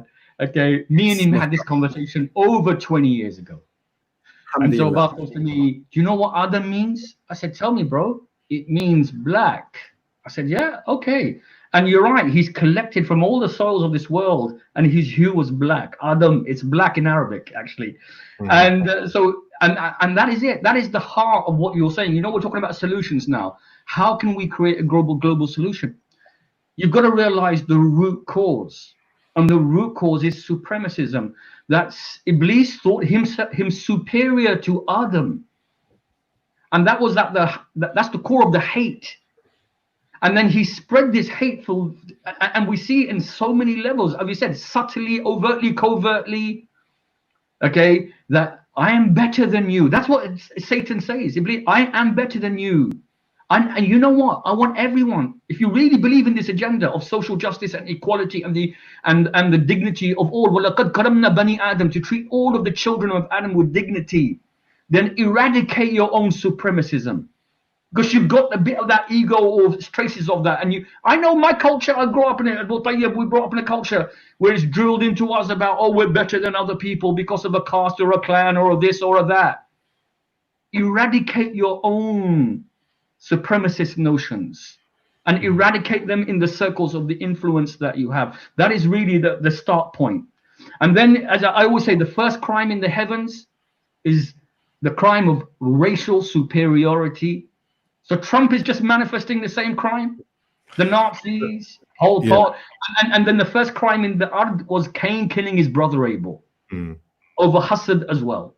And so these are the two crimes that have proliferated from that time. So getting down to the root causes, Allah says in the Quran, Inna akramakum indallahi atqakum. You know the verse, Ya ayyuhan nas inna khalaqnakum min dhakarin wa untha wa ja'alnakum sha'uban wa qabaila lita'arrafu. Inna akramakum indallahi atqakum. The most noble of you in the sight of Allah is the one who has taqwa. And you were nations and tribes, lita'arrafu, not for supremacy, but to actually for enrichment and growth. And you know that wonderful statement, read it yourselves in the biography of Malcolm X, his journey after the Hajj. He says that Islam had taken the whiteness out of their hearts and the whiteness out of their minds. They became colorblind. And I want to finish with this. And you know, I've done the lecture in Newcastle and various other places. Yeah. Islam is colorblind, but Muslims are not. Yeah. I'm just sorry, guys. I'm conscious of the time. I know we've ran over, and I want to bring it back to the topic at hand, just to finish off with the solution and positive message that we want to get out there. And there's a lot of comments still. Poor Jamaal has to read all these comments still, yeah. So I'm gonna pass it over to you, bro. Yeah, Bro, but you put on the screen while the conversation was taking place. There's far too many comments now. I know. But the point I was going to make was I'm gonna disagree a little bit with some of the comments that have been made by both our guests, and I think I want to bring it back to some solutions as well. Some very, very good points that were made by both of our guests. But I want to just highlight something which I think to challenge a little bit as well. And I'm not disagreeing with anything anybody's saying in the essence of it. With the comment with regards to Bilal radiallahu anhu, and I understand the point that you're coming from, but honestly, that's one of the most inspiring stories that I have ever read. And I would hope that people continue sharing the story of Bilal, because it has so many lessons from it that because I don't want it to come across as being Bilal no more. Yeah, and I know that's not what you meant, right? But the point is, it can come across like that. But we have to remember that the story of Bilal is so powerful in and of itself that it has so many lessons for everybody, Muslims and non-Muslims alike. The second point I wanted to talk about was the issue of, you know, the Palestinians. And yes, and I totally agree with the point of, you know, every culture and community has its focus and expects everybody else to get behind it. And I disagree with that on some regards, but I also agree in this context, because the very same regime that put its neck on George Floyd is supporting a regime and a police force and military that is putting its neck on Palestinian children every single day, right? So it is a global issue, and there's direct analogies that can be made from that. So I think that is very, very significant. And you know, there is a level of sometimes I agree, and I get into heated discussions with some of the Arab brothers and the Palestinian brothers in particular about this issue, because there's almost a sense of entitlement with regards to Palestinian exclusively, and I disagree with that. I said, no, oppression is oppression. It's not that your oppression is greater than somebody else's oppression. Oppression is oppression, and we need to take that into consideration. But in this context, I think there's a direct link between the two. And the other point I wanted to make was, yes, the issue of the African American and the Black community worldwide, and in particular America. But I think Alyas touched upon it earlier. For me, one of the biggest groups of people who have been oppressed and are currently being oppressed and haven't had their Malcolm X moment, so to speak, is the Native Americans. And there are so many examples and stories of the oppression and the genocide and the history, and up until the current modern day, of the oppression towards the Native Americans. And I really like the point that you made about Tawheed, and I'm glad you made that point, because Tawheed is the underlying factor here. You know, Tawheed is, and the oppression of Shirk is the underlying foundation which pins our brotherhood, right? Regardless of it transcends nationality and ethnicity and cultures and all of that sort of stuff. It's the issue of Tawheed. And this is the point that I want to really hammer home, that we've got to be careful not to fall into, and I know I'm probably not going to articulate in the best way that it should be, but we've got to be careful not to fall into even the perception of the Afrocentrist stroke Asian centrist stroke Arab centrist, mindset. Because one of the most beautiful things for me, and this is the argument I make all the time with anyone and everyone, and I will continue making this argument, one of the most beautiful aspects of our noble deen, this religion of Islam, is the diversity.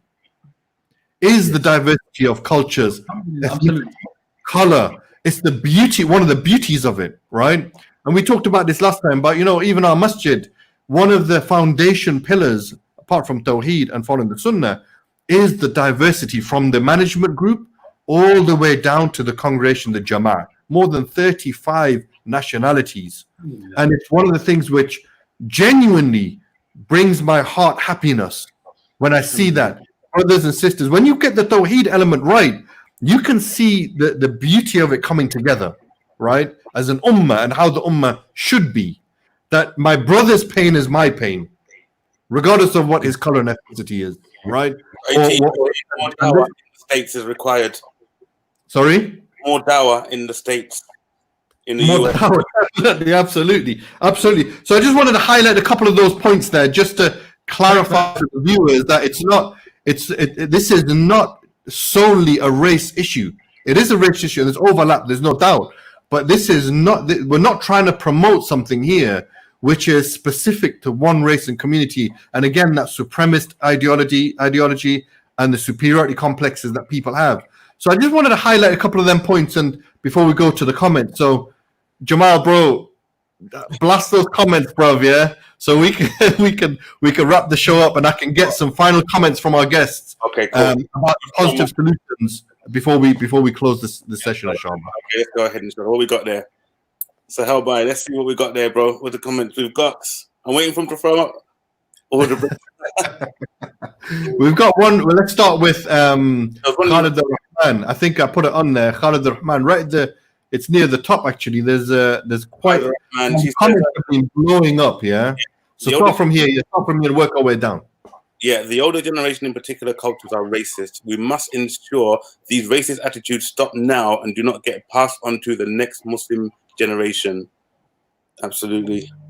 Assalamu alaikum wa rahmatullahi wa barakatuh, brothers. Wa alaikum assalam. Now is the time to organize. Over 5.8 million people have signed this petition on George Floyd, which means this is now the biggest Change.org US petition of all time. It's good to know. Wow. What's your thoughts on white celebrities, TikTok dancers, singers, models, brands such as Nike, etc., showing solidarity when they never have before to past murders of black people? Good question. It's a very good question. And well, at least they're doing something now, even if they haven't done in the past. I think this is something that has really, really woken a lot of people up, and people can't hide from us no more. That's my view on it. Yeah, absolutely. US Muslims must be courageous and stand for justice. Those Allah has given tawfiq to act must unite and organize. We cannot wait around for everyone to wake up. Those awake must work together. That's from Khalid Rahman. Michael Smickle, I am skeptical about all these celebs now getting involved. Where were they when Colin Kaepernick 4 years started this kneeling? They were all against him. Abdul Haqq, where was your article written? Shall I answer that quickly? Yeah, bro, go for it. If you go to my website, you can see my name spelled there, abdulhaqbaker.com. Inshallah. And Mizan, Dr. Abdul Haqq Baker's anecdotes and experience concur with when Rennie Edo Lodge wrote about in her book, Why I'm No Longer Talking to White People About Race. A good book. I definitely recommend it, by the way. The UK context has a long history of people brutality, police brutality, and profiling of those from minority ethnic groups. Yes, definitely. Mahi Binor, when are things going to really change? How much more protesting and are we going to have to do? People are always going to say it's not the right way. When is it ever going to be the right way? Can I just add to something that around solution focused? These are questions we always get about. We've got to organize, we've got to motivate, we've got to start doing stuff. And, because there's a massive outpouring of emotion and people want to channel it into something. And often it gets misdirected, and often it results in a burnout as well, because then people become very despondent as they don't see, the kind of realization of what they want to do. As I began about, don't be a wannabe Malcolm or a 5-minute Malcolm. If you're really committed, then devote your life to a life of changing what you can change here and now. And forget about the macro. Start at the organic micro level. This is the prophetic way. The Prophet ﷺ started with himself, his family, his companions, in an environment in Mecca where there was daily torture and abuse. And it's just about talking to your neighbor. It's really the small things. I'm telling you, people don't realize. Everyone wants to change the world. Change yourselves. Start at the micro level. Start with your families. Be socially conscious. And this thing I've been saying along, listen to the voices of the oppressed.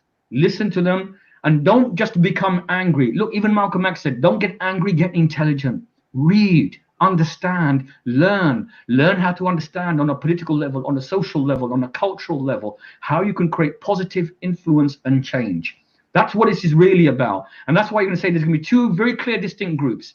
Those who are going to be who will get emotional, have that outpouring and burn out, and then those people who sustain long-term activism and change. Ask yourself which group do you fall into, yeah? And I said, start with yourselves at the micro level. There are charitable groups and organizations in your city, on your streets, who need your help and assistance.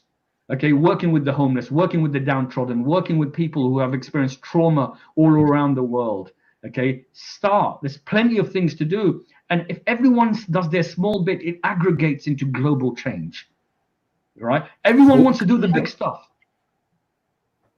Go for it, Abdul Haqq. I think, again, to add to that message of positivity, we're in a time, we're on the cusp of a time of change, which is unprecedented in 2020. Many people are scared. This pandemic has changed so many things, but look at what broke down the fear of this pandemic. This brutal death of George Floyd, and we are seeing hundreds of thousands on the street without social distancing, because that was more important to them. Now, we have divine legislation. We have a guided way. We have the final message, the comprehensive message. We've just come out of, we're on the tail end of Ramadan. We are told in the Quran by Allah, first speaking to the Sahaba, then the Muslim Ummah generally, we are Ummatun Wasat. That means we are to lead. We are to speak of what is right, enjoining good and forbidding evil. And I'm not just saying this as sloganistic words. Alyas said to start on a microcosmic level, and the world needs it on a macro level as well. But they will see it microcosmically, like a jigsaw. Absolutely. Everyone who's Muslim, you need to say to yourself now, the world's changing. We've got catalysts now that are kicking forward that change. Are you on the tail of it, or are you at the head of the curve? We need to be at the head of the curve, because Allah's given us this, and this is something by right we should be leading on among ourselves and internationally, inshallah. Alhamdulillah. Inshallah. Any more comments, Jamaal, that you want to quickly go smash through? Well, yeah, we can go on forever. When you want me to give you some help, bro? Yeah, when you hear someone say all lives matter, they are silently racist or ignorant, because Black Lives Matter means our lives matter as well, because we are killed with impunity by police. Absolutely. The point. Spot on. Right on, bro. Yeah, or brutalized by police. And can't tell people how to react, and it's a common behavior to from people to hit them and tell them how to take it. Yeah. Exactly. Very good point. Mr. Esquire, video on SM has John Jones confiscate spray cans from masked white teenagers. Many other videos of black-clad uniformed, mostly white, starting damage, which we spoke about that earlier on. What do you say to those on the far left exploiting these injustices in order to start a race war on their for their own revolutionary agendas?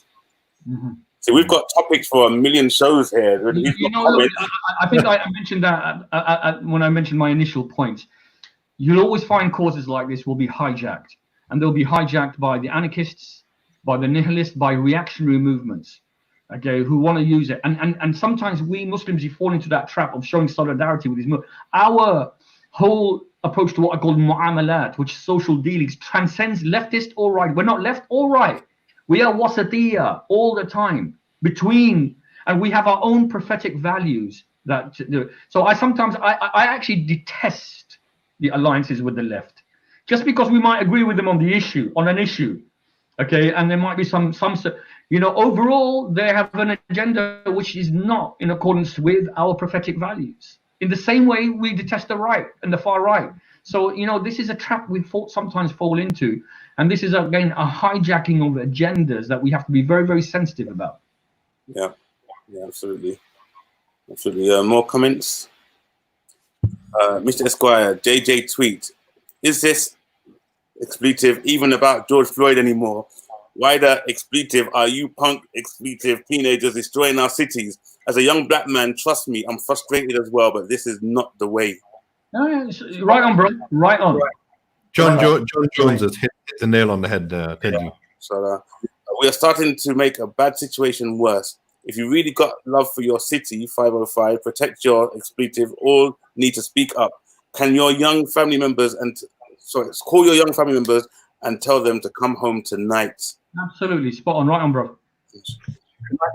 In 2011, when the riots started kicking off and everything, what some of us did is we went out onto the streets of Brixton and we went and saw some of the youth. We didn't get to the shops, all the shops in time, but we saw some of the youth, non-Muslim youth. They saw we were Muslim and we engaged with them. Why are you doing this? This is our area. Go home. And they would know, we said, well, we're staying. We're not here. This isn't our shop. It's not our business, but this is our town. So this is the affirmative action. We've got to have affirmative action, okay? One, to show resistance to the authorities that may be oppressing us, and also to show affirmative action to our own groundswell of a community who are, as I've called it, societally or culturally cannibalizing our own communities. Do you know how powerful that is as well? And from a purely a dawah perspective as well, that the Muslims are taking leadership with regards to protecting our own neighborhoods, even though, like I said, it's not our shop, it's not whatever. But this is so powerful from an Islamic perspective for the non-Muslim youth who are watching that, and we're showing the righteous behavior, even though we're still resisting, we're taking leadership, we're pioneering, but at the same time, we're not crossing the boundaries. And this is and that's a very, very powerful point, I have to say.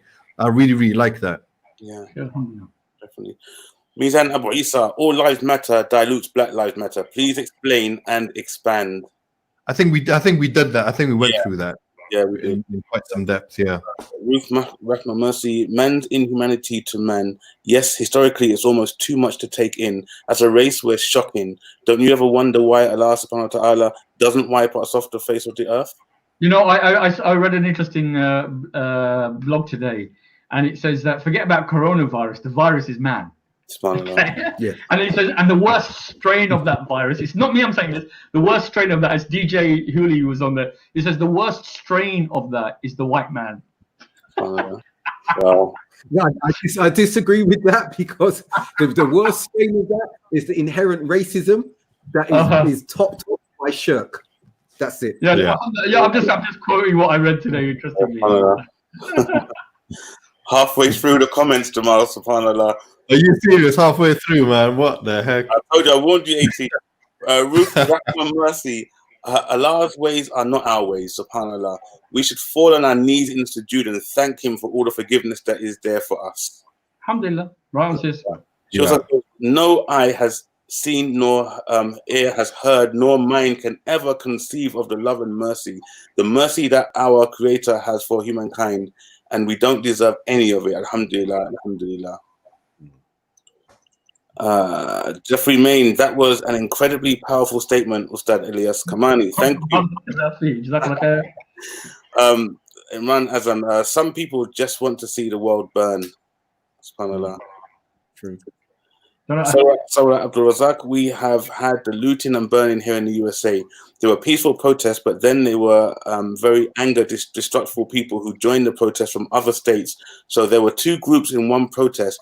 There are the peaceful protesters who cleaned up the city, and this who we are in Seattle. We always as Muslims have had peaceful protests in the past and is welcomed by law enforcement. It's how we use a protest that will work for us or against us. That's right. Yeah, absolutely. A lot comes down to one's experience of the other side. It was interesting to see how African Americans who had been arrested and were waiting around for a couple of hours for police vehicles, continues, started walking with the officers. Mashallah, after some time, this was noticed by a news crew and something pretty special happened. They found common ground and understood each other. Alhamdulillah. You know, just on that point, you know, one of the things which is, you know, in times of conflict and polarization, one of the most powerful tools for resolving conflict is actually dialogue. And it's a dialogue which creates a middle ground, a common humanity, a common shared experience of oppression. So it is actually very powerful. So in times of conflict, or, you know, facilitate dialogue. And part of dialogue isn't just speaking. It's really the most powerful part of dialogue is listening with empathy. And I call this formula. It goes empathy plus humility equals humanity. It's a very, very powerful formula. Okay. But there's an important thing there. There's an important thing there is that in order to have dialogue, you need to be speaking from a position of strength. Of course. We've had this many a time when the confrontations, even before we were Muslim and as Muslims, when there's been potentially violent confrontations with police or whoever it was, the dialogue takes place, respecting that each side has a propensity to escalate this to a serious degree. And if you want to give a more global scenario, when you look at the US and you look at Russia, they both know that the propensity for destruction is, they both have that capacity. They always come back to dialogue. And so I'm not in order, if you're talking as it's okay to talk about dialogue and we want peace when you're in a position of weakness and you're passive. But what we need to do is realize the wealth and strength of our religion and the dignity that it gives us. So when you are speaking, as we have seen with our predecessors, when you are speaking and they realize that your moral and esoteric level is at such a higher level, spiritually, connection with Allah, that they have no choice but to respect you.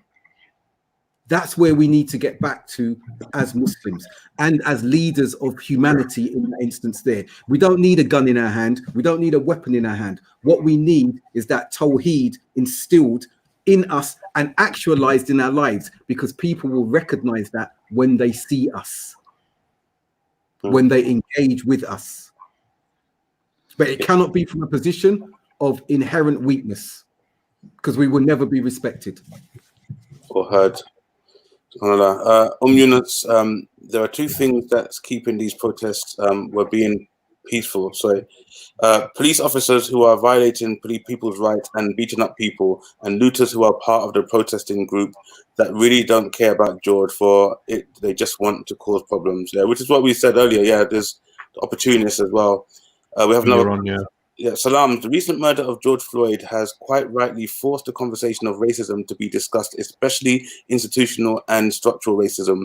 For the past 11 months, myself and Maz Salim have been supporting the family of 12-year-old black refugee girl, Shukri Abdi, a non-swimmer who was relentlessly bullied in school for a year in Bury, Greater Manchester. On the 27th of June 2019, this girl was found dead in the local river after being in the company of her bullies within hours of... continued.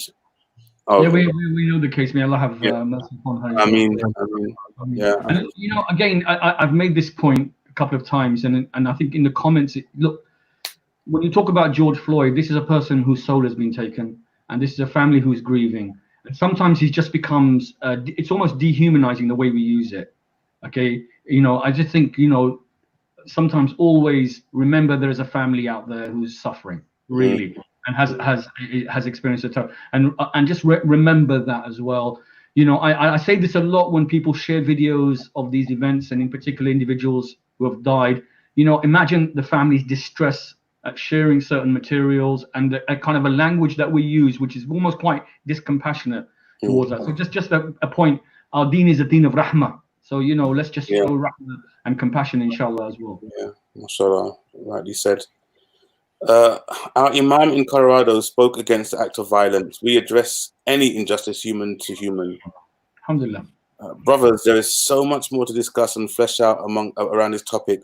You really need to extend this to many other late show topics, inshallah. AT gets his way. We're doing it all in one show, regardless. Don't worry about it. We're going to be here till Fajr. I'm in Ramadan mode, brothers, yeah, so I'm still staying up till Fajr anyway, so you're more than welcome to join me. It's not the focus we should be focusing on, meaning a person's faith or race. We focus on the act. The act of murder was wrong with George Floyd, as others before him were murdered unjustly. We all matter. All human life matters, so we need to focus on the act and correct it. We discussed that earlier on as well. We mentioned that. People still commenting, Jamaal. Yes. Amazing discussion. Thanks all. That's why they said in the speech at the State House, maybe you should watch that video over again. That's what they said. Sorry, that's what they said. Okay, Razak Lamidi, amazing discussion. Kudos to you guys for the insights. Black lives matter, Muslim lives matter, all lives matter. We all matter. It's time to stand up. It's time for people to stand up. It takes a village to raise a child. Muslims do this with amazing programs and projects for youth. I believe in this. Yes, people, immigrants here are tired, and the protest is to bring awareness to politicians voicing change. There's too many injustices for us to keep up with. We haven't even dealt with Shukri Abdi, for example. Yeah, and look, just coming back onto building on one of the previous comments, there's a very famous proverb, I think a lot of people know it here, that if the youth are not inducted into the village, they will burn it down and then they will take warmth from its heat. Yeah. And basically it's an African proverb, and basically it's about social connection, which is what I've been talking about. This is the solution at a micro level. Be inclusive. When you see that Shukri Abdi, and there will be another Shukri Abdi, just as there was, so many David Bennett, and there's been so many other individuals like this within our own communities. Yeah. Don't turn a blind eye. Don't walk away. And actually just reach out and connect on a human level and induct them into your village. Not 5-minute jobs. It means having a lifelong commitment to building social connection and social solidarity. And when you do that, then people feel included. But because, as I said, the internalizing of rejection, humiliation, and especially, look, I'm a person of privilege. I have certain privileges. But look, Malcolm X said this: unless you give each and every single one of my people, or all people, the same privilege that I have, it doesn't mean anything to me. That's equalizing privilege. That's equalizing the opportunities I have. And that's also the hadith, لا يؤمن أحدكم حتى يحب لأخيه ما يحب لنفسه. You do not believe until you love your Muslim brother and sister and your human brother and sister what you love for yourself. So social connection is very, very powerful. Induct people into the village. Our youth are turning on us, by the way. We should not be blinkered into thinking everything is hunky-dory. Our youth are turning on us and they are burning our village down. And they are deliberately sticking 2 fingers up at us because they feel rejected, feel humiliated, feel belittled. Okay? And they are internalizing those issues. And just briefly, I think when it comes to solutions, Alyas and myself, when Alyas, I asked him to join me, and he joined me, and we for the street program that we were doing. And the engagement among the youth, it was organic. In the last year, we had 4,500 come through our organization in 1 year. And as Alyas is highlighting, we have to start with the youth and to help them with their self-awareness, to help them with empowerment, to help them with their self-esteem. And while we're doing that, we've got to act as a conduit, a bridge to wider society, to government, to statutory bodies, their agencies, to explain to them in the language that they understand the process that the youth are going through, and then we speak to the youth in the language that they understand. We have a role as conduits, as bridges between these 2 civic and statutory sections of society in America and elsewhere. Mm-hmm. And building on that, obviously one of the roles that I played, and I know that a lot of the community turned on it. I did get involved in the political process in Bradford. I did become an elected member. I became a councillor here. I did a 4-year stint. And the reason I did it was precisely as Abdul Haqq, to show the youth that you can actually influence at a governance level. Because there are 4 things that I did in my 4 years, even though I was a sole councillor, which did have a significant impact in terms of changing and getting involved in the political process and the policy making process. Because if you don't get involved in that, other people will do it without actually taking you as stakeholders on board. And that's a very powerful role. When people feel so dispossessed of being able to influence the levers of change, then of course that creates a reactionary mindset. And that we see in the mindless violence and destruction that's taking place. And if you don't get involved, then the people who are involved in political positions, don't criticize, because they are just representing their own self-interest and they're not fighting for you. So get involved in the political process. And this means, look, at the local government level, this is where most of the decisions are called, with your schools, with your streets, with the local police force, whatever. When I was an elected member, I know there's a side point. When I was an elected member, I could go to any official and say, why can you do this? Can you do that? Can you not do this? Can you not do that?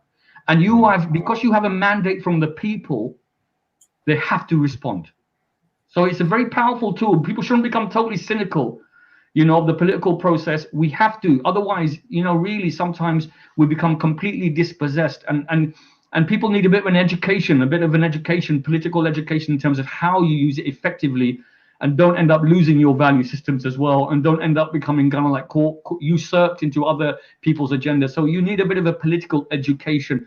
And if I go back to the Sira principle, when the Prophet ﷺ went to Hilf al-Fudul, which was a confederacy of all of the Arabs, and they made this agreement on justice, fadl. He says that I would not have exchanged going to that meeting for all the red camels, because it was an education around diplomacy, around justice, around negotiation, and all of these things. So this political education is a very, very important role in this process. And through that, I want to see our youth leaders emerging. وَجَعَلْنَا لِلْمُتَّقِينَ إِمَامًا آمين. Let them be leaders of the righteous that emerge, that give people direction based on a prophetic methodology. And if we look at now, we heard the lawyers and the doctors speak about the autopsy for George Floyd. I want to go back to that. We need to look at, and I like looking at trajectories. I like looking at pathways that are likely to emerge. And this is something key everyone needs to look at, and we can then learn and build upon this. Is it going to be the same as all those who have died before?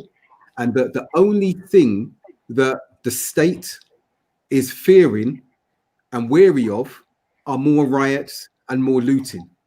Because by that time, they're going to be ready to lock down and securitize a lot quicker when the verdict's given, because they will be in place like they were with everything else. They're ahead of the curve in that instance now.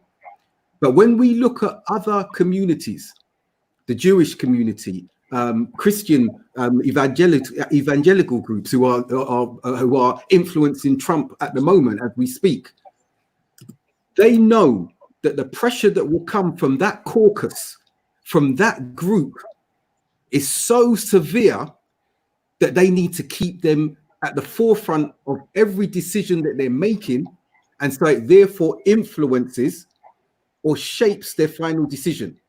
Whereas with us as a disparate collective now, they only have to fear they're going to riot and loot again. Yeah. But we can sort that out. So this is where we need to become more united. This is where the voices cannot be on a community. Let's make sure our community's okay. We exist in the wider societies, and we have a mandate individually and collectively to be examples of leadership, empowerment, and moral values. We cannot be sitting in our homes and thinking, I'm okay, I'm all right, Jack, or I'm all right, Ahmed. We cannot be living like that anymore. Not now. Yeah, I agree.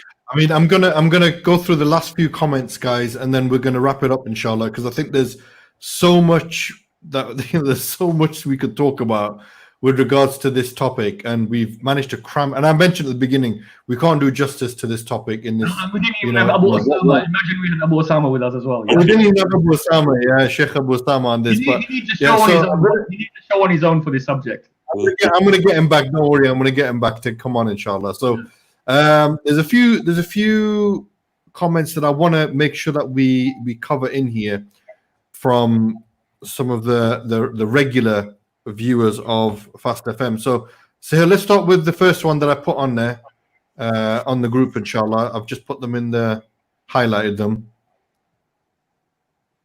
Can you bring it up, Sohail? Where's he gone? Sleeping. The one by Salwa Abdul Haqq. Truly, the answer is Islam, because yes, it's all about justice for all. We speak for all. Leaders need to step it up and apply Islam in our lives, and inshallah, others will see our example and come to our religion of peace. I think this is the positive messages that I want to really finish off on. That Islam, I genuinely believe this, brothers, yeah, and all the viewers, brothers and sisters. I genuinely believe that Islam has the answers and the solutions to all of our problems individually and globally. I really, really do believe that. I think that's something that we have to come back to at this point, you know. The sister Ruth mentions, see, many more issues to discuss. Alhamdulillah, lads, Irish expression. You guys have started something, run with this, form a gang, jazakallah khairan. She also says, Alhamdulillah, I'm so glad I listened this evening. There is so much of benefit for us to take in. May Allah subhanahu wa ta'ala bless you beyond your wildest dreams for sharing. Another comment, I think it was from Jeffrey. Gentlemen, and you are gentlemen. I thank you for allowing me to listen into your discussion. I have learnt a lot of cultural, religious, faith, and social lessons this evening. I have many thoughts in alignment with yours. I have my own faith, which is of a pagan, pantheist, goddess, God balance nature. Yet I see many parallels with your thoughts, hopes, and your actual sensibility and natural philosophy on our mutual existence. From my heart, I thank you. Jeffrey, I cannot leave you without saying something about Tawheed and the importance of you studying Tawheed as well. And I really appreciate you listening and watching our show. And I really do respect you for coming on and showing us the support and solidarity. But I have to make something very, very clear. Our whole moral and ethical code and way of life is built upon this concept of Tawheed, of monotheism, which is the belief in one creator that created everything and everyone, and this creator has the sole right to be worshipped alone without any partner. And I know you have your particular belief, but as you mentioned, there's overlap there, and I do invite you to come and study more about Islam and about the concept of Tawheed, monotheism, in order to get a better understanding of our aspect as well and where we're coming from, because we genuinely believe this is what's going to bring the solution to all of the global problems. I genuinely believe that. So the next comment is from Sister Maryam Kashia. Jazakumullah khair. It is a great show and addresses all those questions in my head since this started. And there's a few comments like that, actually, brothers, about a few people have mentioned that this, and it goes to show that this show was very much needed. It was a topic that a lot of people from within the Muslim community as well as the non-Muslims, have got a lot of questions about and need clarity on. And you brothers have done an amazing job, I have to say, on clarifying a lot of these questions and doubts and things like that. So there's another one. Let me have a look just real quick. Yeah, Brother Mikkel Smikkel, you guys have made my day. Was feeling down or throughout the past days, but this gives me hope that people care and is really trying to get to the bottom of our issues, racism, etc. And this is important. This is why we did. Yeah, go for it, Alyas, bro. Go for it. No, just say, beautiful comment from Mikkel. Yeah, really, alhamdulillah, that's what I call real solidarity. Really appreciate that. Yeah. We talked about the legitimate process was subverted by groups on behalf of the government, see through the lies, etc., etc. There's so many guys. There's so many comments. Yeah. And we're going to finish off on some final words from the guests. I think there's too many comments for me to go through, to be honest with you, So I'm just going to leave it there. One last one by Sister Yunus. I think this sums it up as well. Thank you for the talk. I hope you guys decide to do more videos like this one. This was very entertaining, and I love some of your jokes. Alhamdulillah, may Allah reward you men with the good in this life and the next.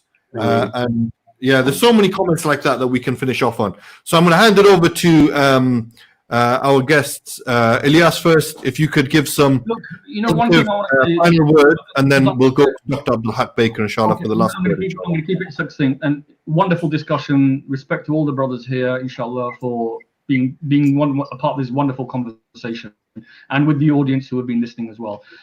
What I want to say is this: look, I'm 52. Abdul Haqq, we're of the same generation. We grew up in the same town in South London in Tooting.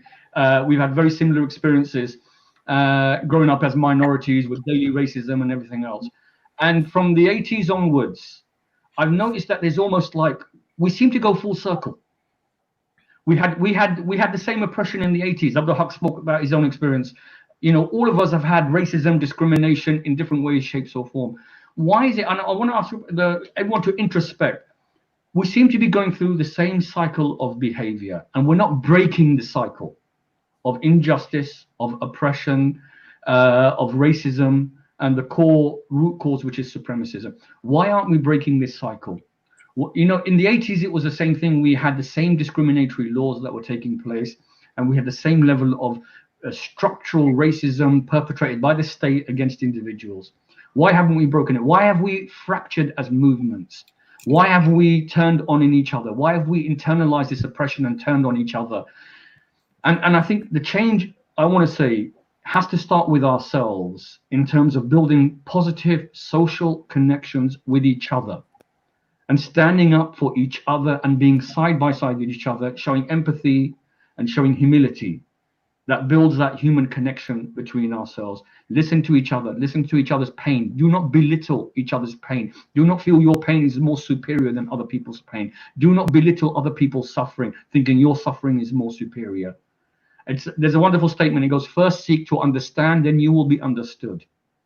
When you connect, and this is the way of the Prophet ﷺ, and I want to finish with this. The good deed and the evil deed are not the same. لا تستوي الحسنات والسيئات ادفع بالتي هي أحسن.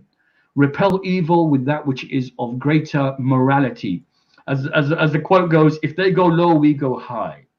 And then Allah Ta'ala says, and then your enemy becomes waliyun hamim, will become your abject enemy, an adversary, will become your beloved friend. So build human connections and build social solidarity. MashaAllah. Okay. Beautiful, beautiful. I'm going to give the last word to Dr. Abdul Haqq Baker, inshallah, to wrap up the show and give some final words on our show for tonight, inshallah. Thank you. What I want to do is end with what I began with, something I haven't shared. I didn't share it in my articles. I'm going to share now. When I was arrested and endured the trauma, which I'm revisiting at the moment now, as I've mentioned, in 1989, about 7 months later, or six or 7 months later, I'd embraced Islam. So in my trial and then my appeal, I was a Muslim. And as a Muslim, I entered the religion, and I didn't expect that when this incident had happened, because I found a tranquility with the acknowledgement of Tawheed. I used to be a Roman Catholic. I became a born-again Christian. I went through all the Christian things there, and I embraced Islam primarily for Tawheed and the directive of the fact that all of the prophets, the ones I believed in, Moses, Isaac, Abraham, as we called them then, they were, when I learned that they were all upon Tawheed, and I understood the trials that they endured, that brought me to Islam. But the other thing that brought me to Islam is when I saw the diversity as well. So when I stood in that dock on the final day of my appeal, knowing that if I'd lost my appeal, that my sentence could be lengthened and I would go to jail. It wouldn't be a suspended sentence. It could be a lengthened sentence. The judge, even the prosecutors, saw a tranquility and a calmness. And they said, aren't you worried? And I said, previously when I was arrested, previously when I was going through trial, yes. But my faith teaches me that my fear and my trust and my love and my hope ultimately should be in Allah. And that's why I know I'm going to be okay, whatever the outcome. Now, when the judge, when there was cross-examination taking place, the archdeacon of the church I used to be going to when I was younger, he was now in Liverpool. He'd been promoted to archdeacon. He came down to be a witness for me. And when he was being questioned in the dock, cross-examined by the prosecution, they said one thing, and his response, and I want the non-Muslims and Muslims to hear this carefully. He was there in his robe, not with his hat and everything, and they said, why have you come down to give a character witness reference for Anthony? Do you not know that he's become a Muslim now? The response of the archdeacon, Nicholas Frayling, was resounding. His face went bright red in rage. And he remonstrated, how dare you bring religion, and that he's changed religion as a slight against his character. I've known this individual and I'm talking to you about his character. And I don't care if he's no longer a Christian and that he's a Muslim. How dare you bring his religion up in this way? And the judge, I saw the judge put his pen down and he nodded. and smiled at the archdeacon. And the point I want to make here is tranquility and the assuredness that Islam gave me. I already had a strong identity, but the assuredness that it gave me spiritually. Up until that point, I'd always fed myself mentally, intellectually, and physically. But there was not that spiritual feeding and nurturing properly until I came to Islam.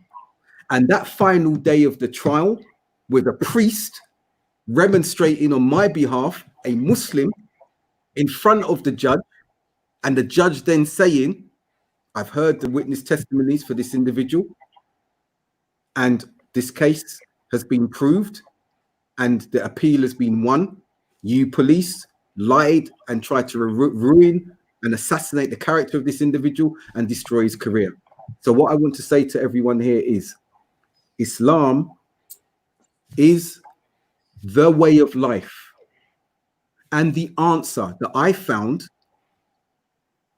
to bring me away from the fear, anger, and mental subjugation of a society that had been doing that to my race, my ethnicity for decades. And it has the same answer for everyone from every walk of life and every background. And it's when we realize that we can start really addressing what happened to George Floyd and having the solution structurally to address it with a continuity and a persistence that only this religion, this faith, this way of life enables. Alhamdulillah. Powerful, that's deep. Yeah. For a moment there, I thought that Step Back in Time was listening to Rap to Reality, bro. The old school talk. If you haven't heard Rap to Reality, brothers and sisters, you got to get a hold of it somewhere. It's a brilliant old school talk from back in the 90s. Yeah. Red, do you remember that? Side A was Rap to Reality, and Side B was. Do you remember what was on Side B of the tape? It used to be a duo partnership between two people traveling around the country doing these talks, yeah? Abdul Haqq Baker on one side, Rap to Reality, and who was the other side? Abdul Rahim Green. Yeah, I know. Abdul Rahim, why he became Muslim, yeah. Yeah. So it used to be the duo. Say again? Rap to Reality on one side, and then Abdul Rahim would do sex, drugs, and rock and roll. That's the one. Yes. I do. But yeah, Jazakallah khair, brothers. I really appreciate you guys coming on for the show. It's been a good show. I think a lot of brilliant comments, a lot of interaction. We'll be back. I don't know when we're going to be back. We'll see when the next issue is that needs to be discussed, and we will continue with the late show as and when required. So watch this space, but we're not going to be on every night. Isn't that right, Jamaal? No, not this time, but inshallah, I'm sure there'll be a frequent revisiting to this wonderful show, inshallah. But yes, I think it was justified. Went over, but it was justified. So many comments, so we had to be here this long. So alhamdulillah, everyone stayed with us. Everyone kept us company. So yeah, it's cool. Okay, brothers. Jazakallah khair. Assalamu alaikum, everyone. On that note, guys, assalamu alaikum wa rahmatullahi wa barakatuh. Assalamu alaikum.